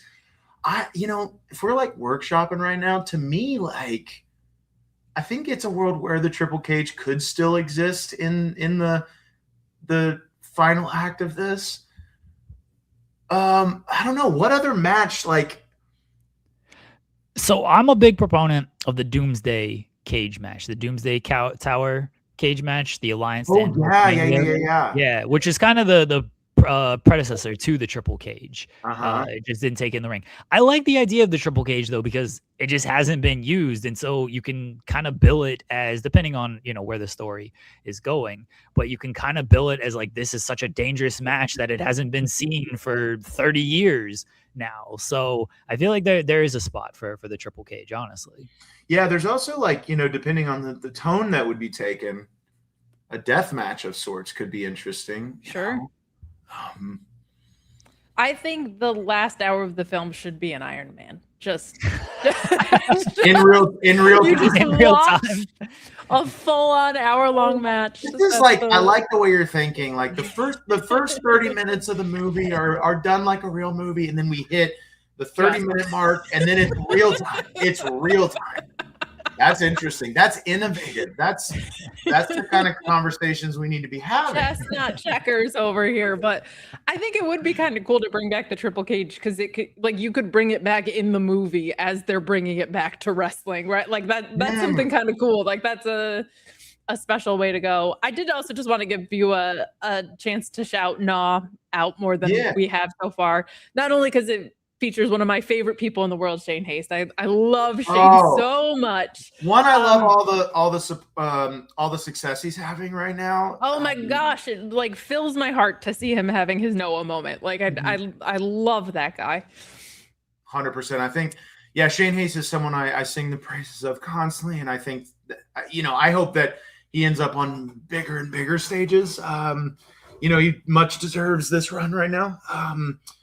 So NAW, we recently, I say recently, but it was like April now, we launched a weekly Twitch stream.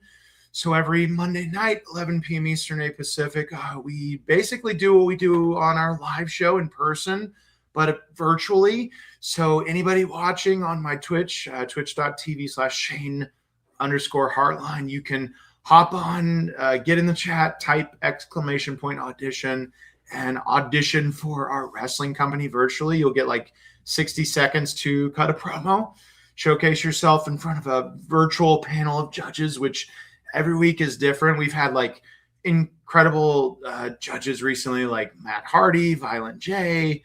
And that's what's so cool about this is everything's virtual. So it's like everybody around the world can collaborate and be a part of it. But we also do select shows in different cities. We're going to be in Indianapolis on September 6th. nearlywrestling.com for tickets and links to the socials and the Patreon, and support us. It's a really fun concept in a space that kind of needs that levity, I think. So kudos to you and what you're doing, and like doing something that's different and fresh and innovative, but also just very, very fun. So definitely check that out. Somebody in the chat said exploding barbed wire death match. I think that could be awesome. Oh, could be awesome. That could be it. Could be it. Shane, I appreciate you joining us here today. Again, let everybody know where they can find you at, and anything else you want to put out there. Yeah, mainly just supporting or pushing the NAW today. But like, if you want to find me on socials, just search Shane Hartline. You'll see me. I'll pop up. And I do, again, got to give you props for the Marky Extreme stuff. When I reached out to you, so I saw like your tweet take off and everything. I was like, oh, this guy likes Ready to Rumble. I like Ready to Rumble. Let's get him on the show and talk about it, because it seems like he got some support on this. And then I looked, and I was like, wait, it's Marky Extreme. Like shit. I mentioned just a few seconds ago, like I remember covering this when it all premiered and stuff. Like, this fucking rules. So that was such a great series. Thank you, man. Thank you. I mean, that's still out there too. Just search On Your Mark Show on YouTube. Might come back soon. You never know. Love to see it. Thank you, Shane. Thank you for joining us today. Thank you, guys. See ya. There you go. Shane Hartline, everybody. Appreciate him. Those 90s, right? Because I was not like into wrestling at the Marky Extreme days, but like those, I found out about Shane through those 90s like writers room videos, and they are hysterical. So that's like how my foray into understanding his niche in this little comedy wrestling world. Fantastic stuff. Absolutely hilarious. Yeah, I remember watching those as well when they came out, because I was just kind of watching everything he was doing, and this was such years ago that mine just blanked on everything. Because when I told you, I was like, "Oh, Shane's gonna be on the show," and you're like, "Oh, I love him." I was like, "Oh, I don't know." So, like, I'm not super familiar, and then I looked everything up. I was like, "Oh, okay, I get it now. I I know this guy, yeah." Yes, I do know. Turns out I do. Yes, so kind of a credit to his work, honestly. If you know what he's done more than who he is, that's awesome. Yeah. Sean, I remember he posted the first one, and this is when we still kind of cover everything, but it was when I like first started, because it was 2018, 19. So it was fairly early on, and he's like, "We got to cover this." And I watched it, and I'm like, okay. And it takes a second to like kind of get it. If you don't get it, like if it's not your kind of humor, especially then, because like Sean had said, like ahead of its time in a lot of ways. Like, yeah. But it was very much my kind of humor, so I got it quickly. But as far as like covering stuff, like I'm covering, serious interviews and all this stuff, and this is not a serious interview. So I'm like, what does he want me to cover from this? Like, what are you talking about? And then watch the whole thing. I was like, oh, okay. And as people know, like, I have pretty good freedom to write about whatever the hell I want to write about on this website. So Sean's like, just get something from it. I was like, okay. So I was like, can I do this? And he's like, yes, that's exactly the kind of thing that I want out of this. I'm like, all right, cool. I'll cover this shit every week because this rules. So that series was fantastic. I do encourage everybody to I'm sure you just YouTube like Marky Extreme, and you can find some of the interviews. The LA Knight one was really good. If people search that up. So appreciate Shane joining us. We're not going to preview everything because there's a lot to preview today. Sure. Kate, and we kind of ran through a lot of the stuff anyway. SmackDown tonight, it ends in a no contest. Don't waste your time. AEW Collision is tomorrow night. It's a good wrestling show. I don't think too much happens that's not pertinent to what's going to happen at All In. But if you like good in-ring matches that you'll forget about the next day when All In takes place, then sure, you can watch that show. If nothing else, it gave us a proper 2-hour Dynamite because they taped it back to back. Yes. So I think that's part of why you didn't get a 35-minute overrun. So it's Brian Alvarez's favorite Collision of the year, probably would be my guess. Is there anything like, what are you most looking forward to this weekend, Kate? Give me something from the WWE side and something from the AEW side. I am always looking forward to whatever Kevin Owens is doing, and so I'm hoping that stays cool. And I felt like until the DQ, CM Punk and Kevin Owens were having a good one. So I hate the formulaic booking behind it, but I love whatever Kevin Owens is doing, and he has a right to be pissed off, and a pissed off Kevin Owens is an entertaining Kevin Owens. So looking forward to that. I think Chelsea's been doing really good with this more authentic version of herself too, and they've been doing a good job keeping her on screen despite being injured. So hopefully she gets to stay spotlighted in that way. For Heatwave, I think Kalani and Kendall are going to have a great match. So I'm looking forward to that outside of the AEW picture.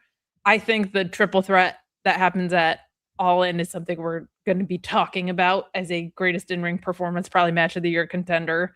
And despite Willow having what sounds like is a broken hand, I'm very excited for Kenny and Will, but like we've seen it twice, and so I know it's going to be insane.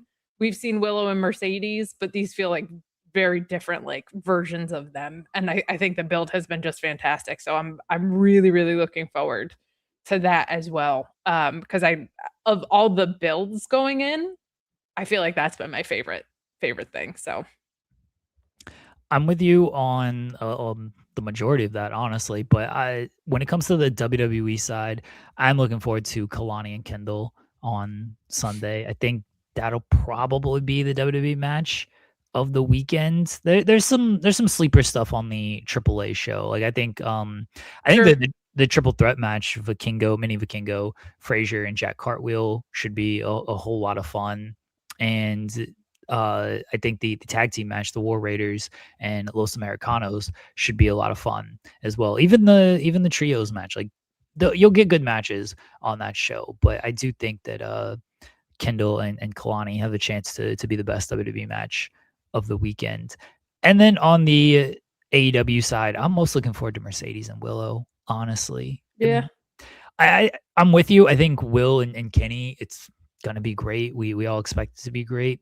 Not that like Will winning being a foregone conclusion will take me out of the match at all, but there's just more mystery around Willow and Mercedes, even with the hand injury for Willow. And I think there's more mystery around the triple threat as well. Like, yes, I think there's an agree. argument for any of those three guys to win. So I think I'll probably be a little bit more hooked on those matches where Will and Kenny, I will appreciate it for what it is, but because my expectation is just, okay, well, Will gets his moment, it'll be a great moment and everything, but there's not quite as much like finish intrigue on that match compared to the other two matches.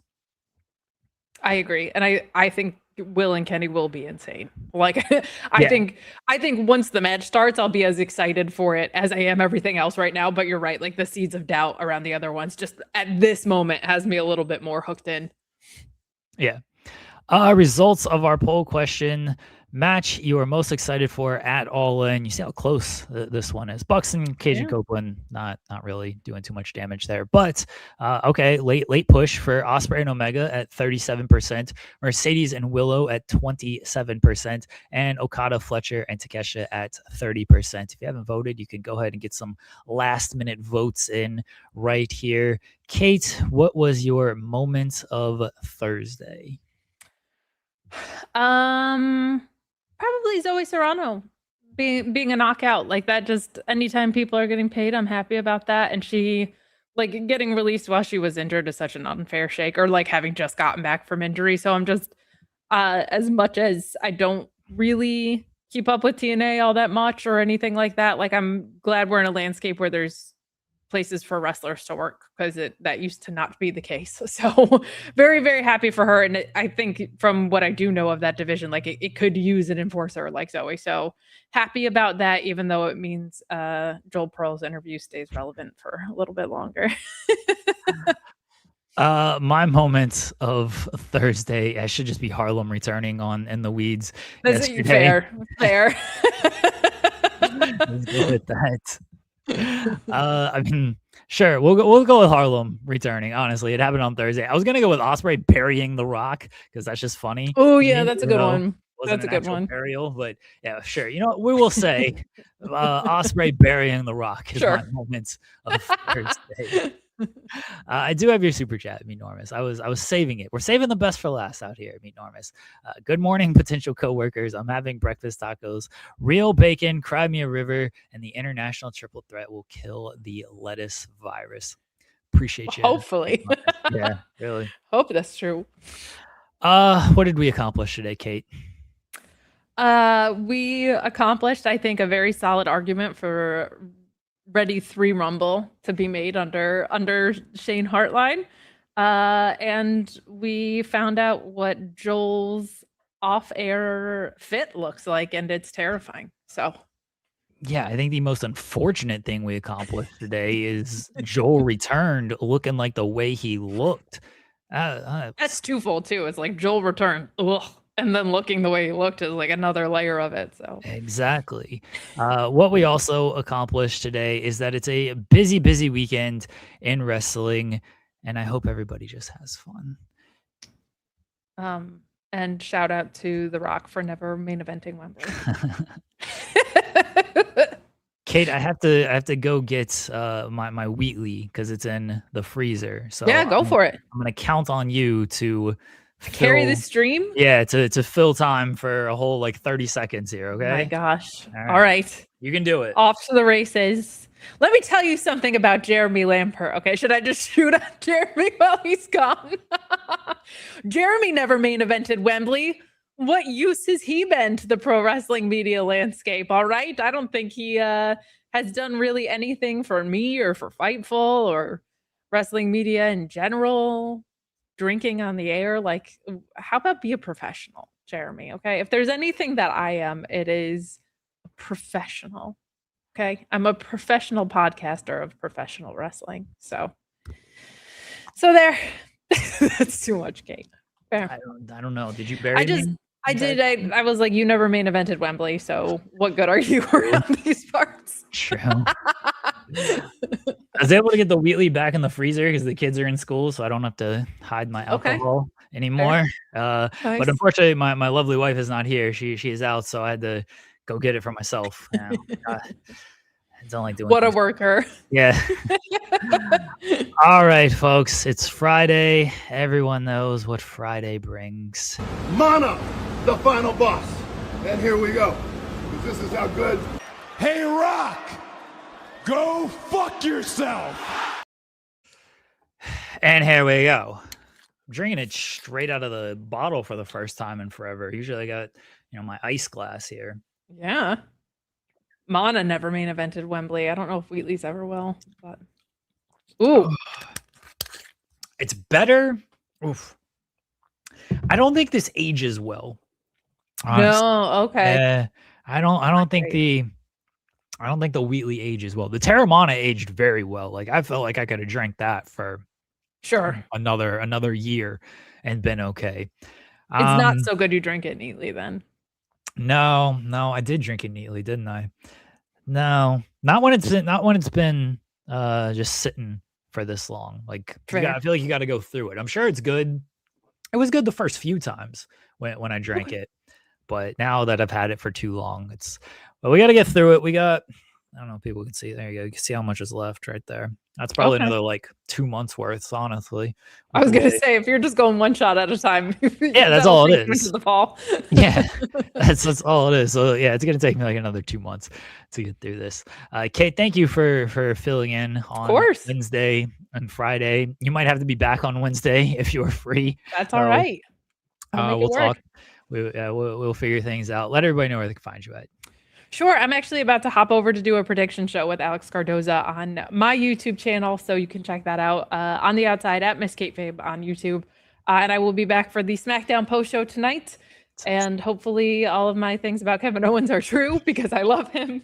And you can, of course, catch me doing the All In post show on Fightful Select with Alex Pulowski this weekend as well. I don't know what we're doing about Heatwave. I will get an answer, but we will review it at some point. I doubt it'll be in real time, but yeah, that's where you can find me and at Miss Kate Fabe on social media as well. Thank you, Kate. Again, appreciate you. Guys, everybody in the chat, girls, everyone in the chat, thank you for love and support all day, all week. Enjoy your weekend. It's a busy weekend. It's a busy Sunday. The rest of the weekend is but it's a very busy Sunday. If you're watching wrestling, whatever you're watching, if you're not watching wrestling, if you're getting out of the house and getting away from wrestling as everybody loses their mind on Sunday, I can respect that as well. Whatever you're doing, be safe out there. Appreciate you guys. Appreciate everyone. We will be back on Monday. SB3, fresh off of being at All In, will be here.